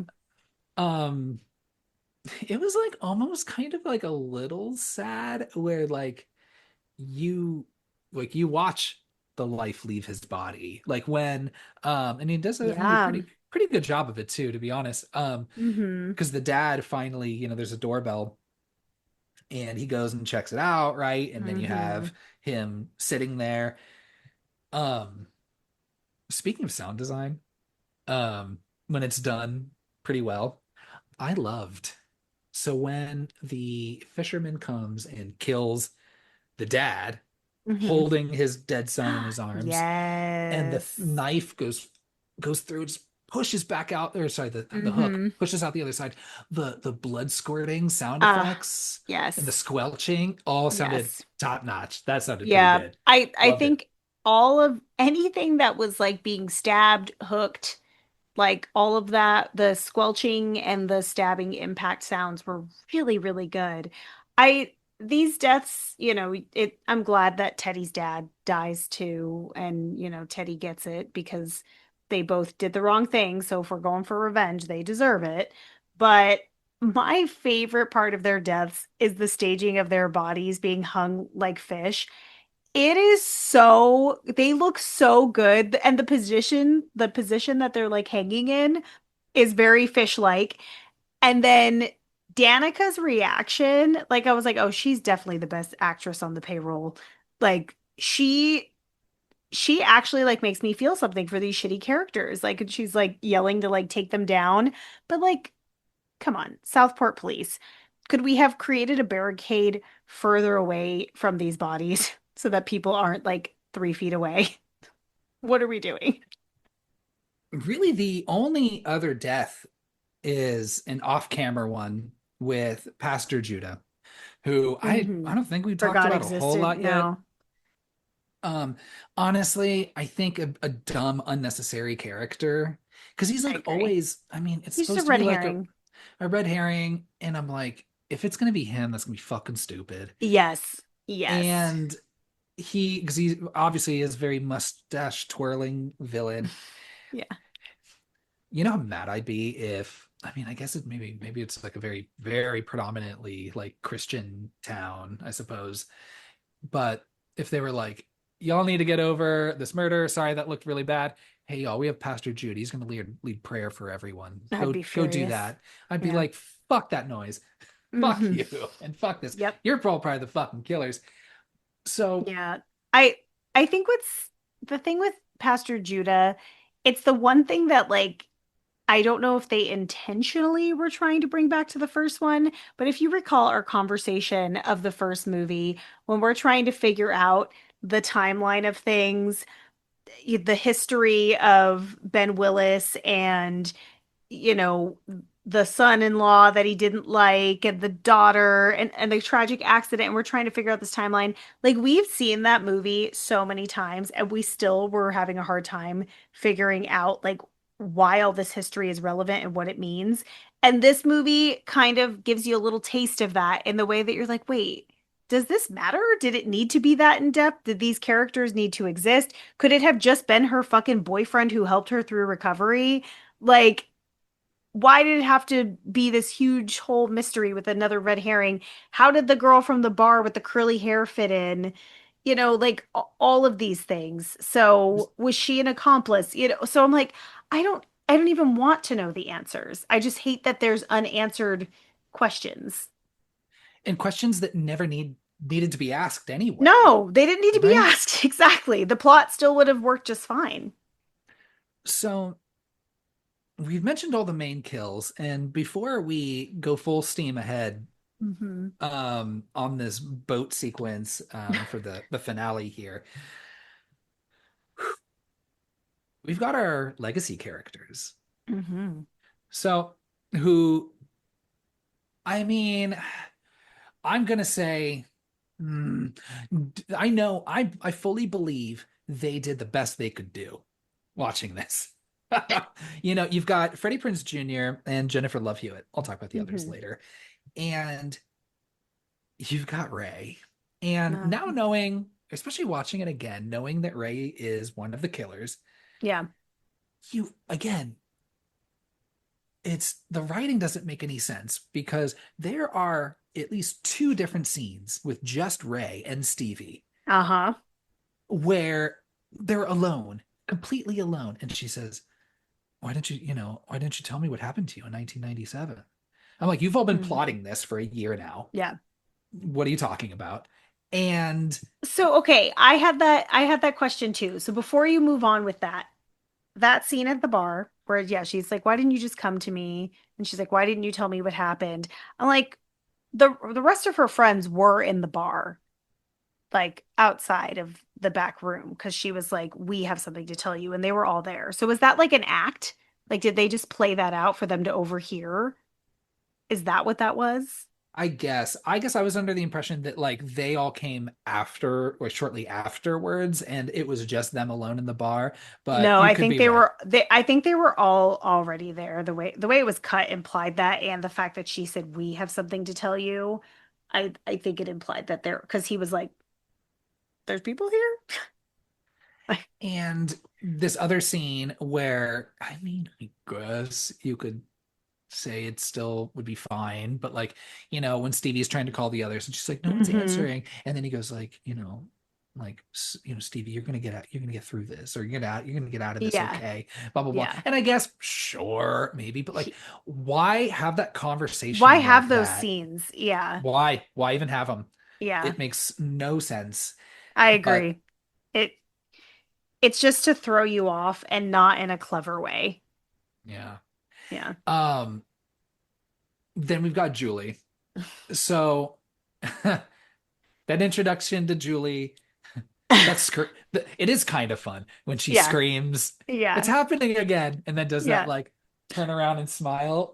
Yeah. Very That cute. was that was a Yeah. very cute And reintroduction. she looks super hot too when she does that little turnaround and smile because she's like known for that little head turn smile. She's got a lot of red carpet photos doing that. Well, and I that scream too, right? I mean, oh she yeah, has the she has pipes. probably the most, in my humble opinion, I think the most iconic scream She's of got a good any one. slasher Final Girls, more Yeah. so than I don't know. I guess I just never hear Nev Campbell scream a whole lot, and not I really don't think Jamie Lee now I'm Curtis trying to that think about it. much. I'm like, wait, does Sydney ever scream? She's just fucking cool. She's one hard bitch. She's like, I'm not screaming for shit. This is a Scream franchise. Bet. Dang, if I went to that school, Jennifer Love Hewitt in that blazer and that disintegration T-shirt, I'm just Yeah. like, hey girl, what's up? Yeah. I think Julie pretty much landed exactly where I thought her character would at this point in her life of like, teaching about trauma, you know, all the things. But I have a dumb question. Yeah. this is a university, right? Yeah. Uh, Have you ever been like on a campus during the summertime? It is a busy campus for the summer, isn't it? Um, it's extremely busy. I've been to busy campuses like during the summer. There's fucking no one there. It's like a ghost town. So 100%. I'm like, and that's a big ass class for a summer class. So I thought that was kind of funny because it is supposed to take place during the summer. Like, why did that have to be the case? I didn't even think Just about bothered that. that just bothered me a little bit. I was like I've been on campuses before during the summer and I'm like, they don't look like this. But Julie's fine. I like that they establish that she hates Ray like right from the get-go for a couple reasons. One, because he's the killer and how much trauma can this poor girl handle? I mean, it's still terrible. And like, if your ex-husband ended up being a serial killer, that'd be pretty awful. But at least it's not your current husband. So that's good. Yeah. Um, so I really like that they did that. And I like that she gives the advice to just hunt down the killer and not go to the police. She's like, just fucking get them before they get you. Just I terrible advice. I love that. I did think it was funny when she goes, "What did you do last summer?" And I can just imagine like Ava explaining the whole thing and then Julie going like, "That's it? Really? Yeah, that's not a crime. Someone, yeah, that's not a crime. Is someone That's a coming car after you accident. for that? Really? Yeah, Oh God, no. I did way Okay. worse. This is not the same thing as me. Yeah, I can tell you we were real fucked up. yeah. And but I love that you brought up the whole going after the killer because it was something I thought was really funny about one of two scenes that we get with Ray and Julie together. Hmm. And Ray comes over to her house, and I like without him being the killer, he has a point where he's like, "What the fuck, Julie? Yeah. You're telling me to get over it, and you are fucking projecting this shit onto them and telling them to go and try and like find this masked killer. Why are Yes. you doing that? That is not processing anything." Being, Hmm. you know, So good. and but then it's pretty funny because now, in hindsight, knowing that Ray's the killer, Ray's really like, can you not fucking send them after me? Can you not tell them to fight back? I've been doing really good by just knocking them off one by one. Yeah. Can you please Yeah. He's like, no, thank you. Yeah. so yeah, that scene with Ray and Julie, I liked it a little better the second time. But I like I did how, yeah, too. she gives no fucks about him. I like that. Yeah. It's not, this isn't like a Gail Dewey situation Yeah. where like they keep coming back, they keep orbiting each other, and you kind of root for Yeah. them to be together. With Ray and Julie, you're like, yeah, fuck, No yeah, one, no one was ever rooting for them. I think that was a no, good course correction too, because for, fans of Julie, they were just like, what the fuck? Why Ray? Why? Like, why do we want him? Even like Carla was like, anyone else, So with her, like, divorcing him, them not working out, like, it just kind of makes you happy because you're just like, oh, finally, like, free yourself of this man.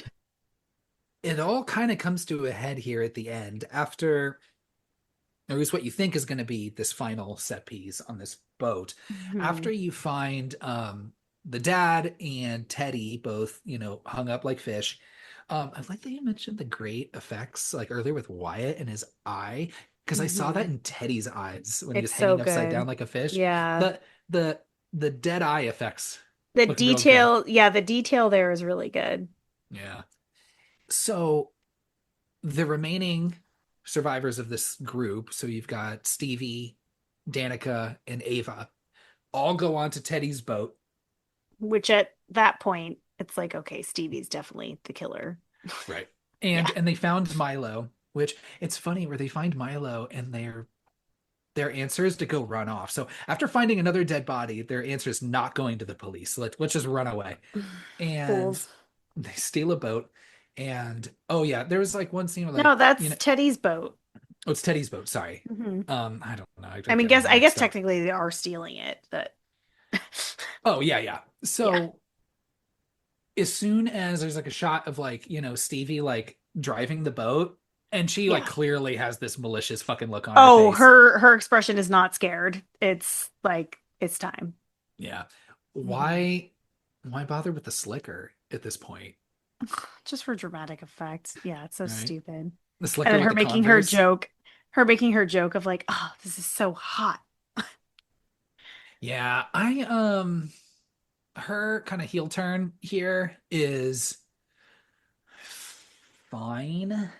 I mean, whatever. Like I said, it's like real bare bones in terms of like, oh, well, you didn't know there was this guy that we're friends, or maybe I liked him, or maybe I was in love with them. I don't, We're we not don't super know. sure. Yeah, she doesn't give us enough. She doesn't give us enough. Like I would have wanted to hear a little bit more. Yeah, Yeah. there's If we something. have to hear any of it, you know?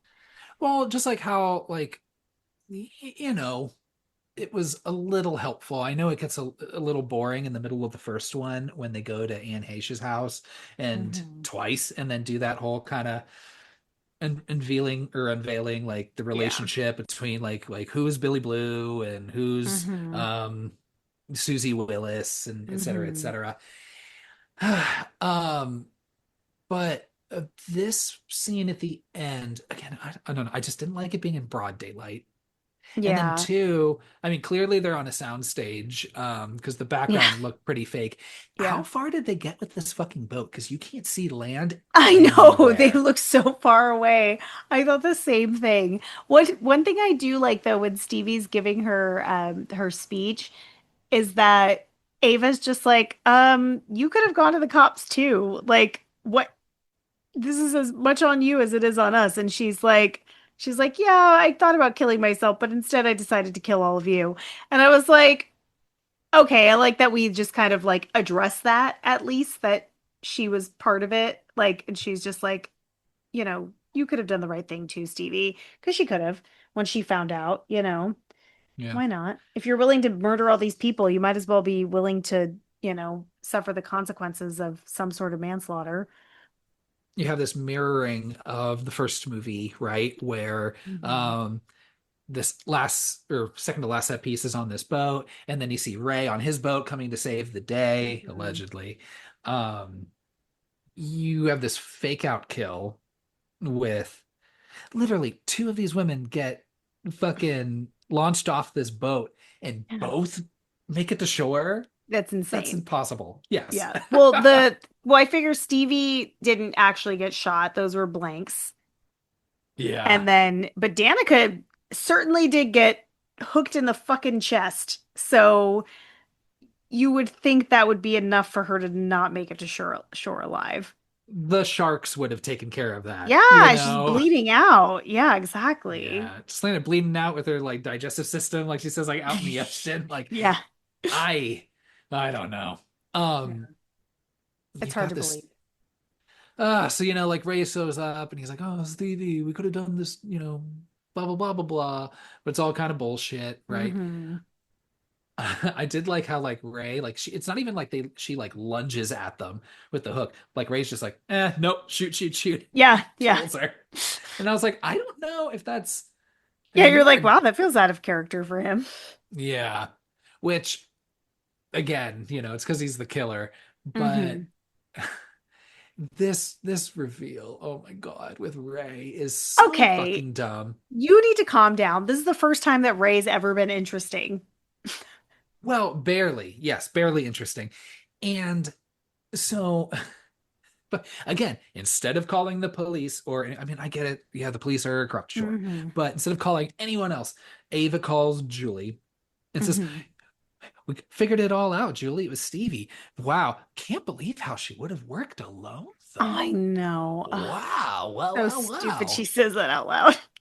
And Julie, fuck, this is so dumb. Like, Julie, you already know that Stevie worked at Ray's bar. They talked Yeah, about that. I don't understand what she discovered that, like, because it looked like just a photo of the bar's website with the two of them, like bar owner and then like Stevie Yeah. as his assistant. So I'm She like, goes and just, why would that be a reveal? because does that mean that it's Ray? I mean, does that mean that, like, okay, so even if That she signaled wasn't her working to alone, think that. but yeah, it was just so dumb and clumsily, shoddily put together because they were like, we need to get Julie back to Southport, and we Hmm. need to just wrap this fucking thing up, right? Yeah. Yeah. So again, I was just like, this is dumb. I kind of eye rolled quite a bit. I And Okay, I was the complete opposite because I was not expecting Ray to be the killer at all. I until they what once they got back to the bar, I was like, okay, he's definitely like the one that's working, not just because of Ava's comment, but I'm like, what other purpose would there be for him to be at the bar with or her to be at the bar with him? So that seemed obvious. But I thought that it made Ray interesting. I liked his motive. I think it was really dumb, but like dumb fun. And I like that again, like this is not the best way to address trauma, but I just love that he, says early on in the conversation with Julie at her house, he says, I lived through this too. Like I experienced it and I experience it every day. Like he's like kind of telling her, like, no, like I have trauma too. Like you think I'm okay, but I'm not. And like I thought that was fun. But also, what I trauma, Ray?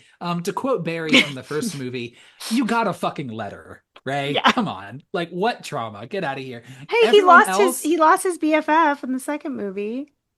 okay, sure, he loses his BFF in the second movie, but like in the Hmm. first movie, because it only references the first one, except for that That's true. one like really ham-fisted line about going to the Bahamas and Ray being like, Yes.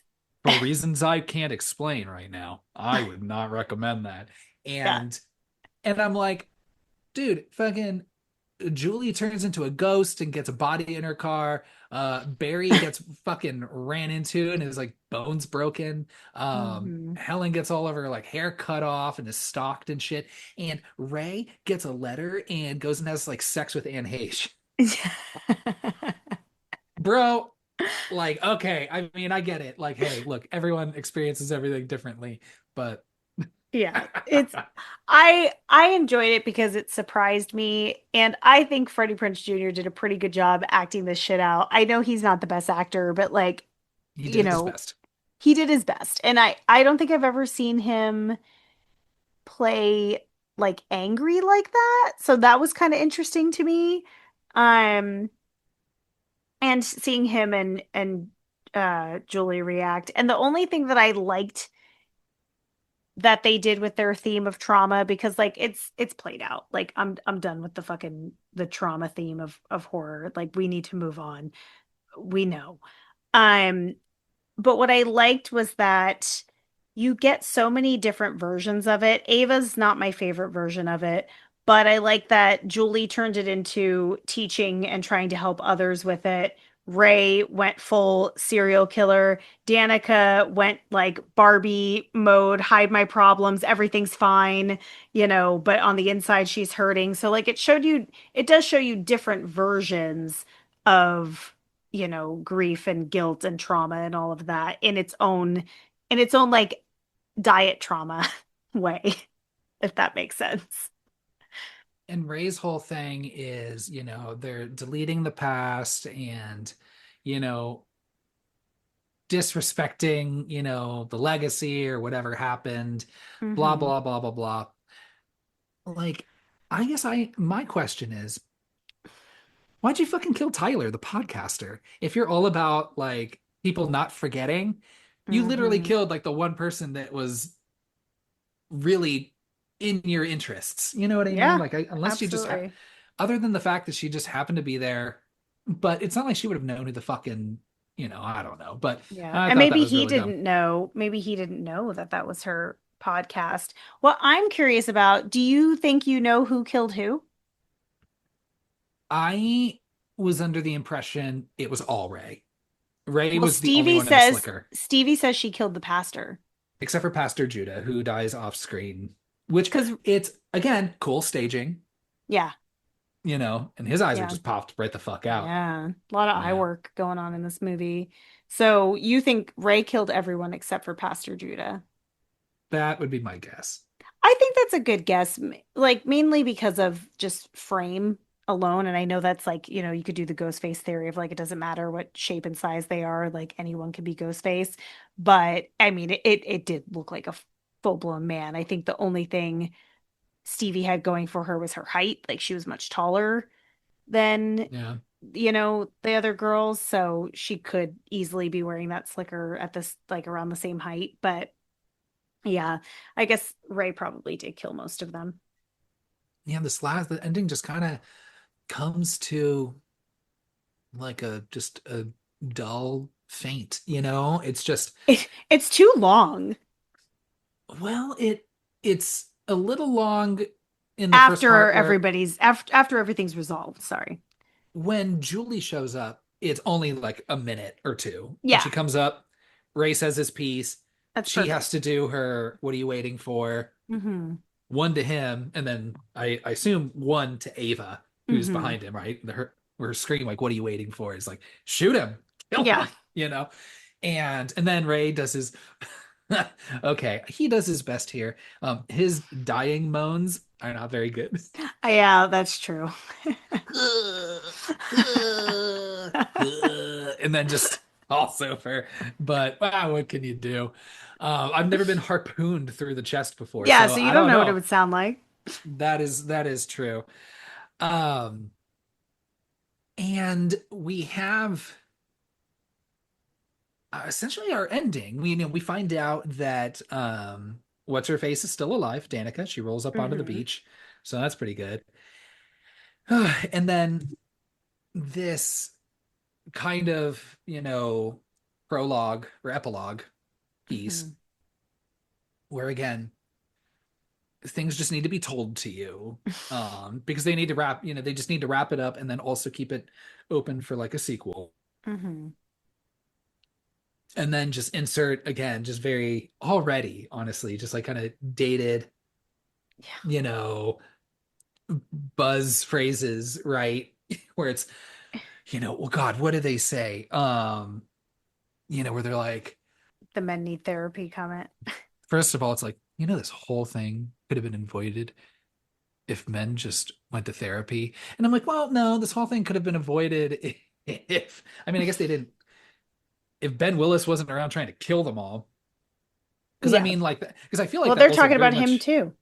but I feel like they also just disrespect Ray's trauma there. But then, I mean, I hear Mhm. you, but it's just so, what about Stevie? Or this whole thing could have been avoided if, I don't know, you didn't just like abandon your fucking friend when she was like at her worst and fucking get her to agree to covering up someone Mhm. else's death. But no, Diva's on the rise. Yeah. And It's you're so like, stupid. I'm like, what the fuck? This is Yeah. like I would have been it's I so dumb. I think this whole like end piece here goes on for too long. Like even that like action sequence of like Julie, Ray, and Ava is sweet, short, perfect pacing for that. But then you get to this end part, and I'm like, could it not have just ended at the hospital? They could have just said, like, I'm fucking starving. Like, when's the last time we ate? And then her being like, Stevie's still alive, and her being like, we should kill her. I think that would have been a perfect end for the two of them. Like, and I liked the like you're my soulmate thing, whatever. Like I'm like they're doing the cute friend thing, but I'm like, it was so much dialogue. Like we could have narrowed it down quite a bit and made it less like fantastic so that it felt a little more real, you I know? agree.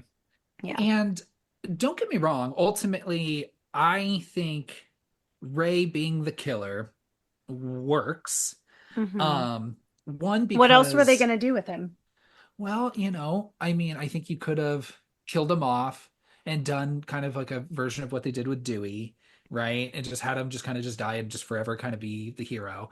Yeah. Um, but I like the fact that one, it takes that swing It's a where big a risk. previous survivor is a killer, and also I think just like how Danica and Ava are the survivors in this one, and it's I feel like the movie almost apologizes for killing Sarah Michelle Gellar Yeah. in the first one and having her and Jennifer Love Hewitt be the survivors. Hmm. It's like they're almost like trying to apologize for that. And Hmm. then also by killing Ray and pairing up Julie with Yeah. fucking Carla who shows up. Like it's Yeah. almost like them being like, no, no, no, no, no, we're gonna do this right Yeah. going Yeah. forward. Um, I so I agree. appreciated that. So ultimately, I liked Ray being the killer. Yeah. I just think that, gosh, could you come up with something just a little, just workshopped that motive just a little bit more? Hmm. And again, I love Freddie Prinze Jr. He does his absolute best, but I don't know if he like has like the gravitas to like really show like that.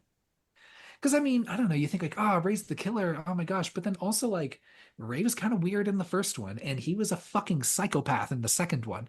Hmm. So it it makes sense. It's just this, I don't know, this whole like Well, he spent the whole first two movies telling Julie to move on and get over it, and then all of a hmm. sudden now he like can't get over it, and Julie just rolls her eyes and just like, you need to get over this, Ray. Well, And that you're was like, probably his, like him holding all of that inside, you know? I'm saying to get over it. I just think of Ray at the end of I Still Know Too Good Last Parents Summer. parents do that to their children when they lose a parent. Like the if someone like if a father is left with his children and loses a mother, they do that shit to their kids where they're like, you need to move on because they think it will help them move on. Like it's a very real thing that people do. Mhm. It's fucked up. But it that totally feels in character for Ray to me.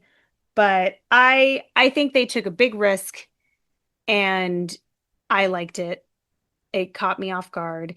And I never liked Ray. So it's a good way to just be like, fuck you, Ray. Like, we're done with you. He didn't get to die a hero. He is no Dewey. Absolutely Right. not. I would not have tolerated that. I would have been so fucking sick to my stomach. No, thank you. This was perfect. So that was a perfect end for Ray for me.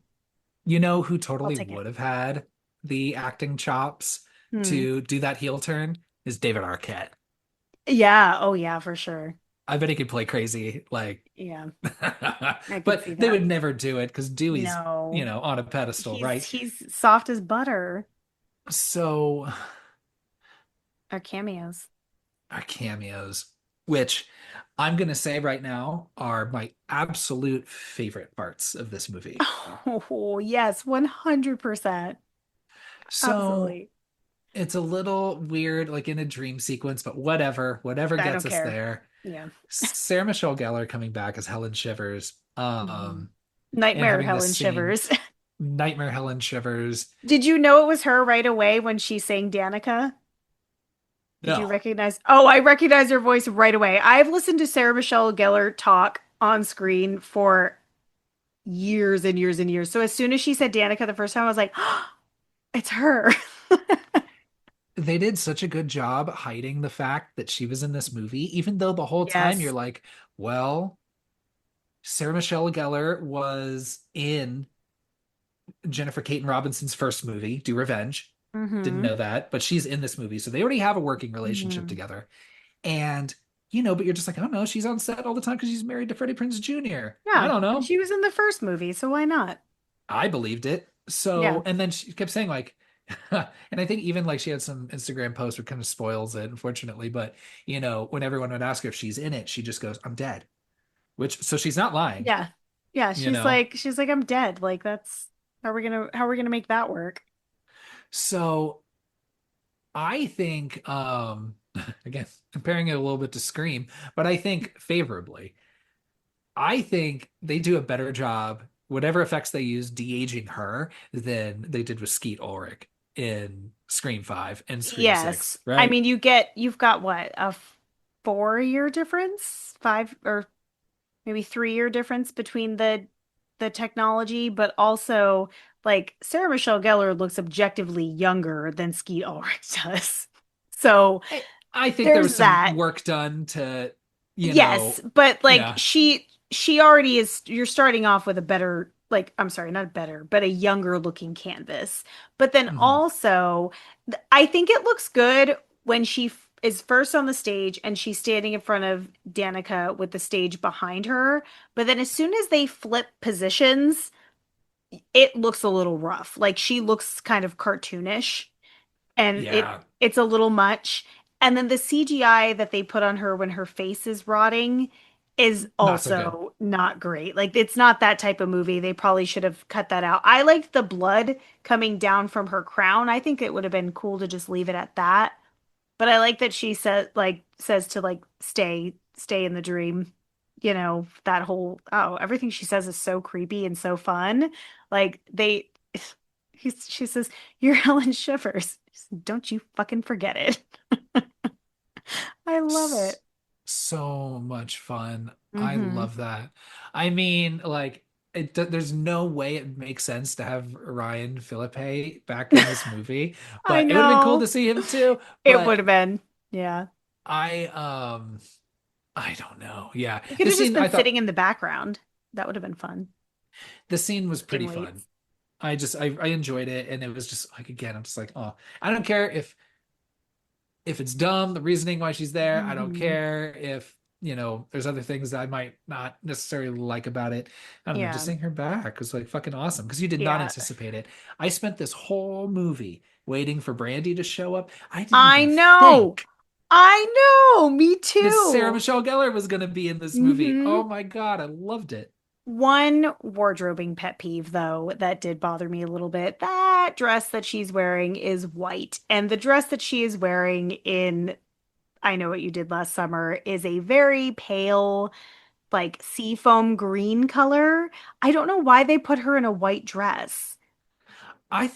I don't know, when I watched it again, I thought it was that seafoam green, and I thought it was just like It's this bright not. spotlight. It's Uh, white. So, because in the photos that Sarah Michelle Gellar had posted of herself afterwards, like on her own Instagram, that dress is white. So mm. that kind of kind of didn't ruin it for me, but I noticed things like that because that dress is iconic. Like everyone knows that dress. Like, it's she's known for wearing that color dress. So kind of broke my heart that it was not the right color.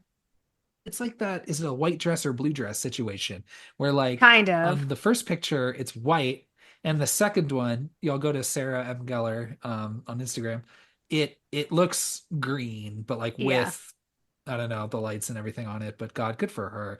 That was so much Hmm. fucking fun. It was so fun. I And bet she had a great time doing that too. in the second time I watched this movie today, I everybody got up and walked out before the mid credits. And I was like, Yeah, y'all are that fucking happened. villains. Good I for kind of like wanted to yell like, "Hey, stay!" the second time that I watched it, but I had Googled in advance, is there a post scene or is there a post credit scene so that I knew if I should stay or not. Um, My role is like stay until it gets to the point in the credits where the screen's black and the white, font yeah, just rolls up. Like that's at least, because I think you that the never post know. credit and I know it was funny. Like everyone walked out, and even like the usher that's coming to clean the theater, like even before that scene happened, comes in. They just turn all the lights on, and then they see me just sitting by myself in the back. I'm like, oh, whoops! And they turn them back off. Oh, And good. I was like, you're You better goddamn not right. fucking ruin this for me.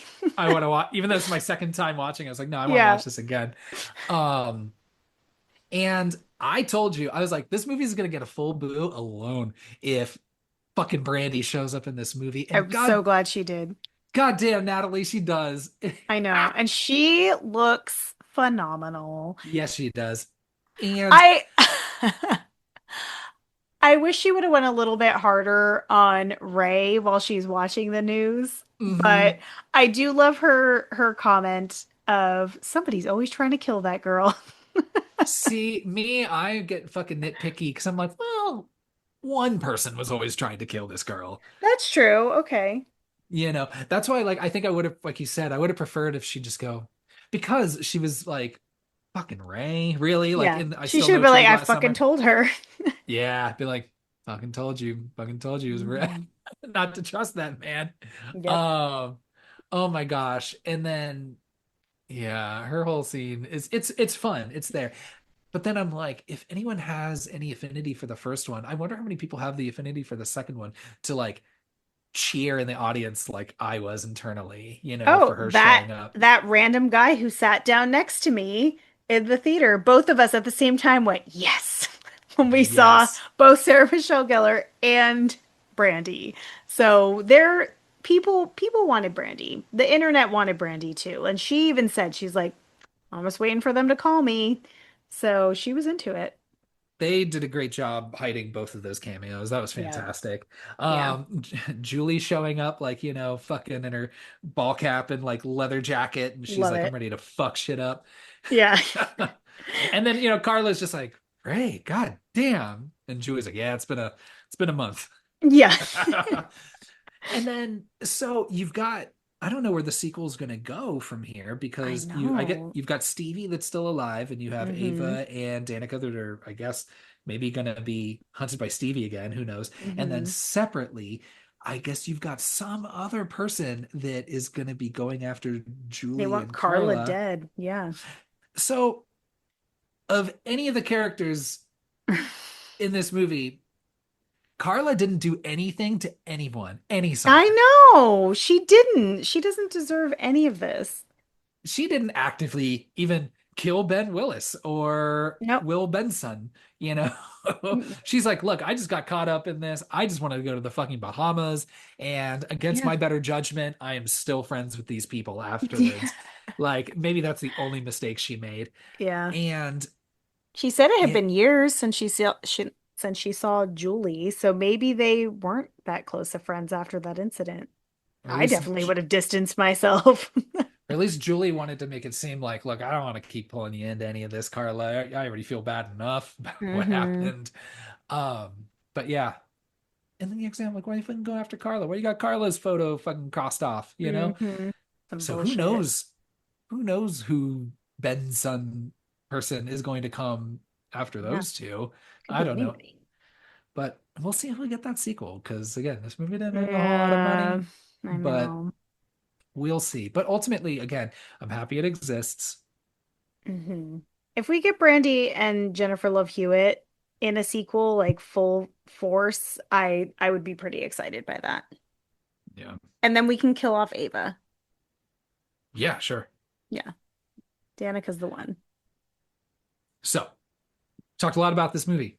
Yeah, we did. I was trying not to be too hard on it. Did I come off as being too hard on this movie? No, actually, I think you went pretty easy on it considering our first conversation off pod was pretty brutal. But I think talking through the movie versus watching the movie is always a different experience. And I just had a lot of fun watching this movie. It exceeded my expectations because I went into it with very low expectations and I just wanted a fun slasher and I really enjoyed the little Easter eggs and throwbacks that they did. I think they did a fun job of giving you enough of the old and course correcting things. And I just had fun watching it. And I had fun watching it both watches. So I I think it's a good one. It's fun. Before we get into our boost scores, I'd love to hear some taglines.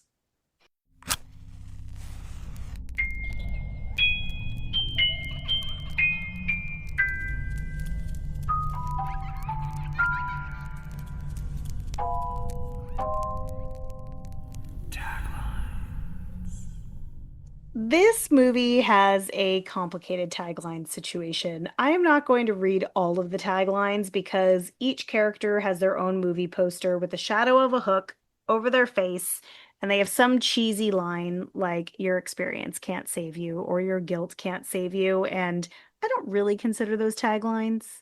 Hmm. So we'll skip those. So there's two official taglines and one unofficial tagline. So the one that I've seen the most is Karma is a killer. Okay. It's fine. Yeah, it's fine. And then you get the ending you deserve, which I don't think I saw on any posters. No. Man, did The Wyatt get the ending he deserved?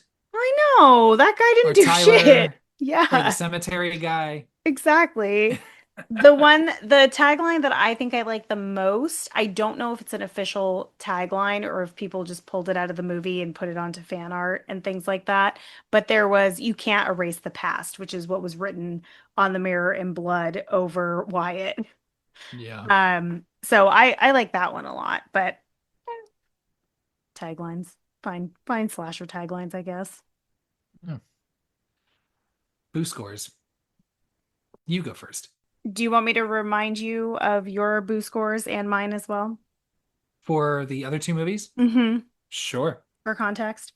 Okay, so for the first, I Know What You Did Last Summer, we both gave it three boos.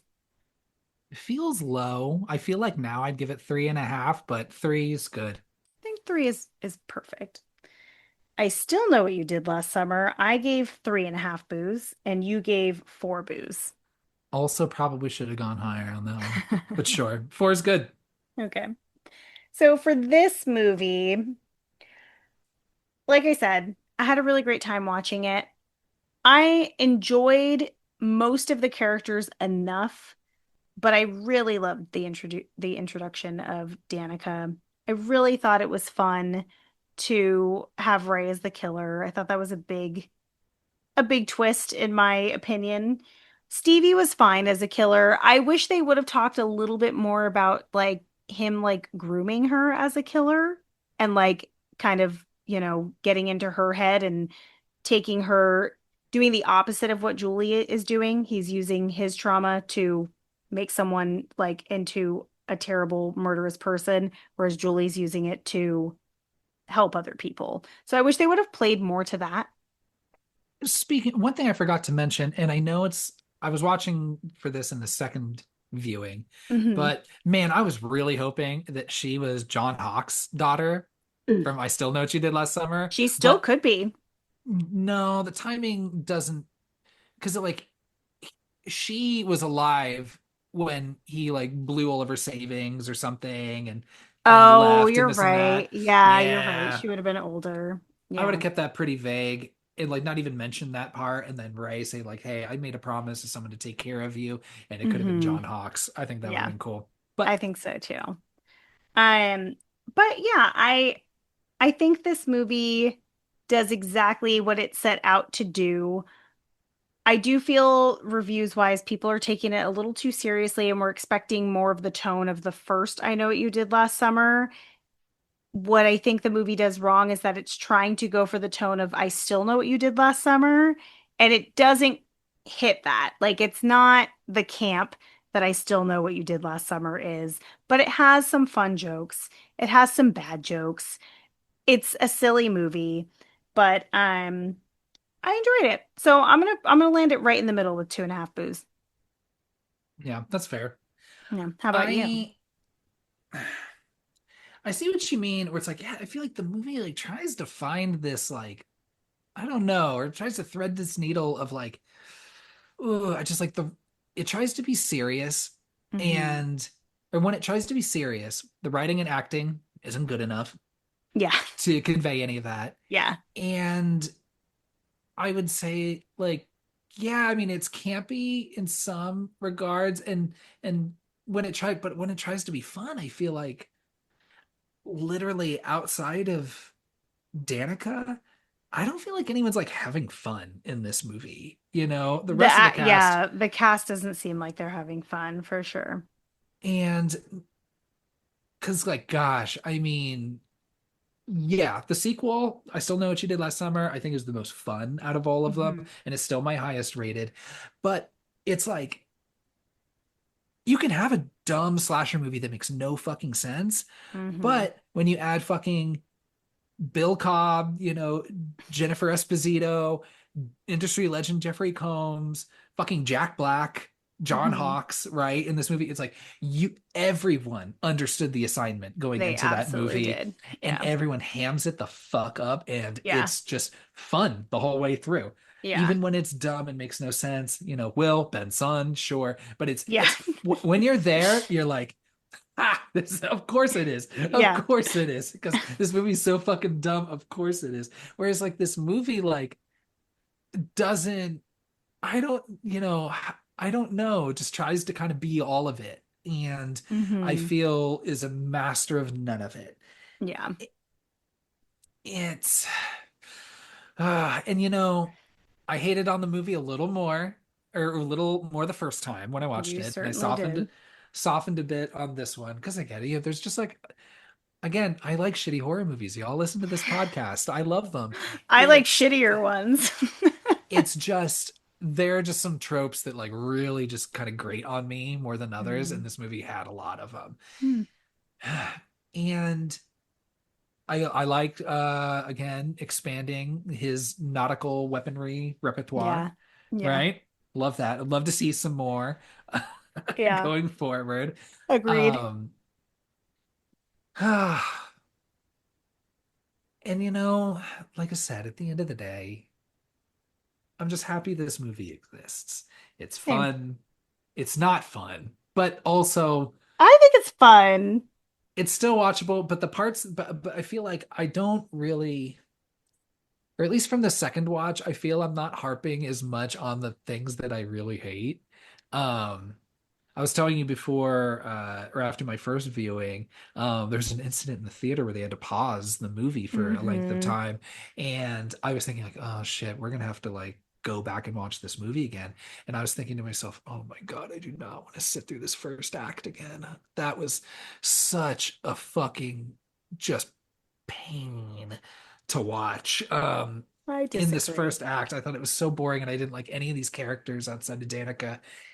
And you know, but the parts that I'm gonna hold on to are Sarah Michelle Gellar and Brandy Hmm. being fucking awesome. And again, I think, and I like Tyler because I do like, oh, here's someone that loves this shit as much as I do. Yeah. You know, I want that shirt, god damn it. Yeah. And I feel like outside of that, again, like the editing is very strange. The pacing, there's nothing suspenseful about this movie whatsoever. Um, Hmm. It's fair. and the fisherman, yeah, just like isn't as scary as Ghostface. But then also I'm just like, well, unfortunately, again, sorry to compare to Scream, but like, just you've got better directors, better writers, better actors. You can't tell Hmm. me that anyone, even Danica in this movie, is as good as that main cast, that core four in Scream. Can't. No. No, not even close. So I don't know. Maybe Danica would have done well with them. yeah, I think she'd be fun. Yeah.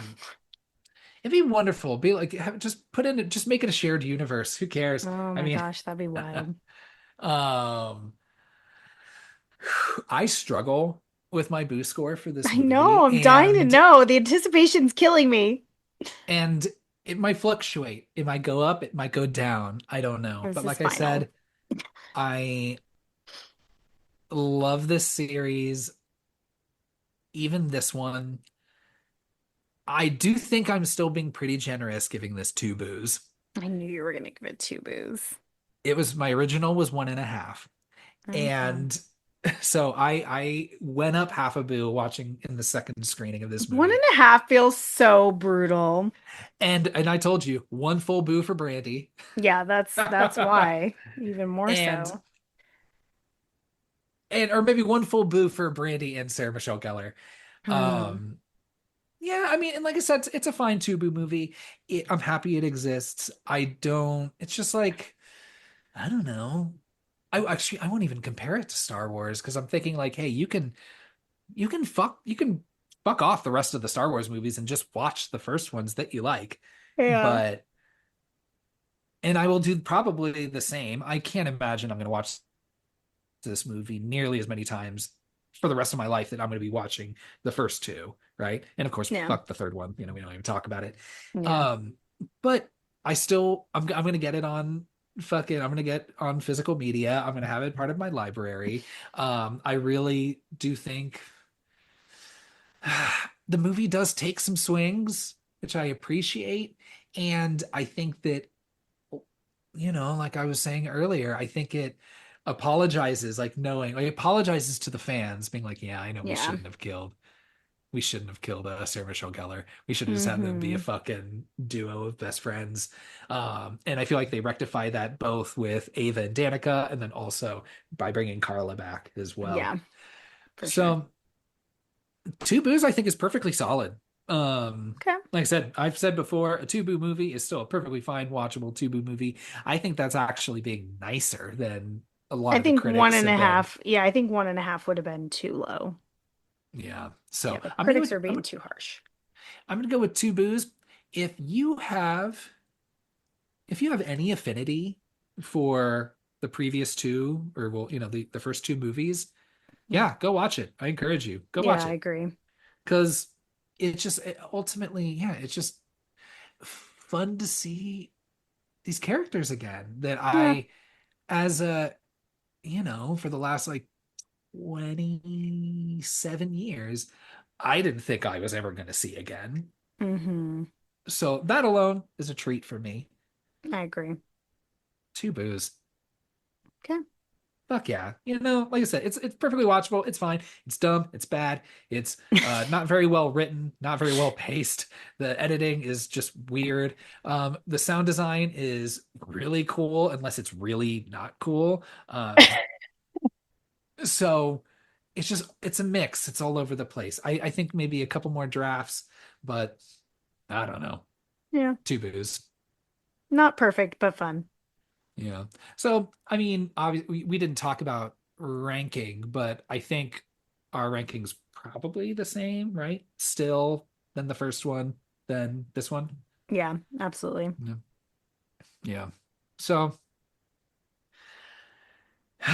I just, again, how excited I am still to just be talking about this movie with you, right? Yeah. That this movie exists so we get to talk about it Yeah. and talk about it on the 100th episode of our silly little podcast that we started 2 summers ago. Oh my gosh, that's what we did the summer before last? Yeah. I don't know if the only thing I could figure is like, what do you call a sequel? The only thing I can think of is you call it I Know What You Did That Summer. I Because know what then you at did that least, summer. because then at least it's, well, I'm talking about the summer from 2 years ago in Ava and Danica's case, and the summers from 2 decades ago from the others. So at least you Those could it. summers. I know what you did those summers. Yeah, that's a little much of a mouthful. It's I think not, I yeah, like. it's not very, I don't think that's grammatically correct. Yeah, But yeah, we made it to 100 episodes. Thank you for, I'm assuming anyone who's listening now has listened to all 100 episodes. So obviously. obviously you wouldn't miss one. So thank you for listening either to one episode or 100 episodes. Hell yeah. Here's to the next 100, and I hope Yeah. that when we get to 200, that maybe there's There another I will Know be What You Did another Last I know Summer what that we you did did next. last summer. I fucking hope, because I don't want to talk about I'll Always Know What You Did Last Summer, because that's just, No, I don't think we're gonna yeah, do that. I For don't the think record, we so. both hate I'll always know what you did last summer. And I can't even say like I fucking like yeah, I mean I hate it, but it's just so like, even saying I hate it, I feel like I Makes am it feel giving like it's worth you're giving it your uh energy. I'm Yeah. giving it energy it does not deserve by No. any No. means, because it's just so lazy and so bad. Now that seems like a movie like, oh, okay, I could have written that one. You know You know what I what? mean? If somebody knows how, you could scrub the internet of it existing. That'd be helpful. Apparently that's a thing. Yeah. So if anyone knows how, just go ahead. We're fine with it. Dang, Natalie, is there anything else we want to talk about with I Know What You Did Last Summer No, 2025? I think I said all the things. Yeah. Because anything else you got to take it to the grave. And I will. Yeah. All right, everybody. Um, if you're in a situation like that, you didn't do anything wrong, really. I mean, Yeah, well, you just shouldn't call be the in the middle of the police at road. that point. Yeah. Yeah. Or at least like, gosh, like, okay, if you don't trust this police department, just go a town over, maybe. Try them Yeah. out. Yeah, we can Uh, try that. yeah. Or just I go mean, they're to, still going to be like, that's not our jurisdiction. We got to send you back to the other guys. yeah, just poor Stevie, because the absolute worst person to go to about this is Ray, and she Mhm. did.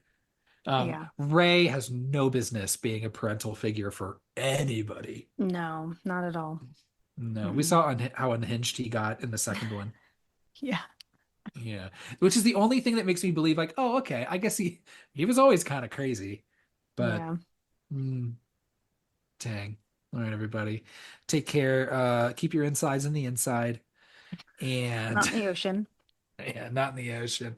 Um, yeah, just have a good time. Happy 4th of July. A couple weeks late. Yeah, couple 20 days. Yeah. Three, two, one, ghost.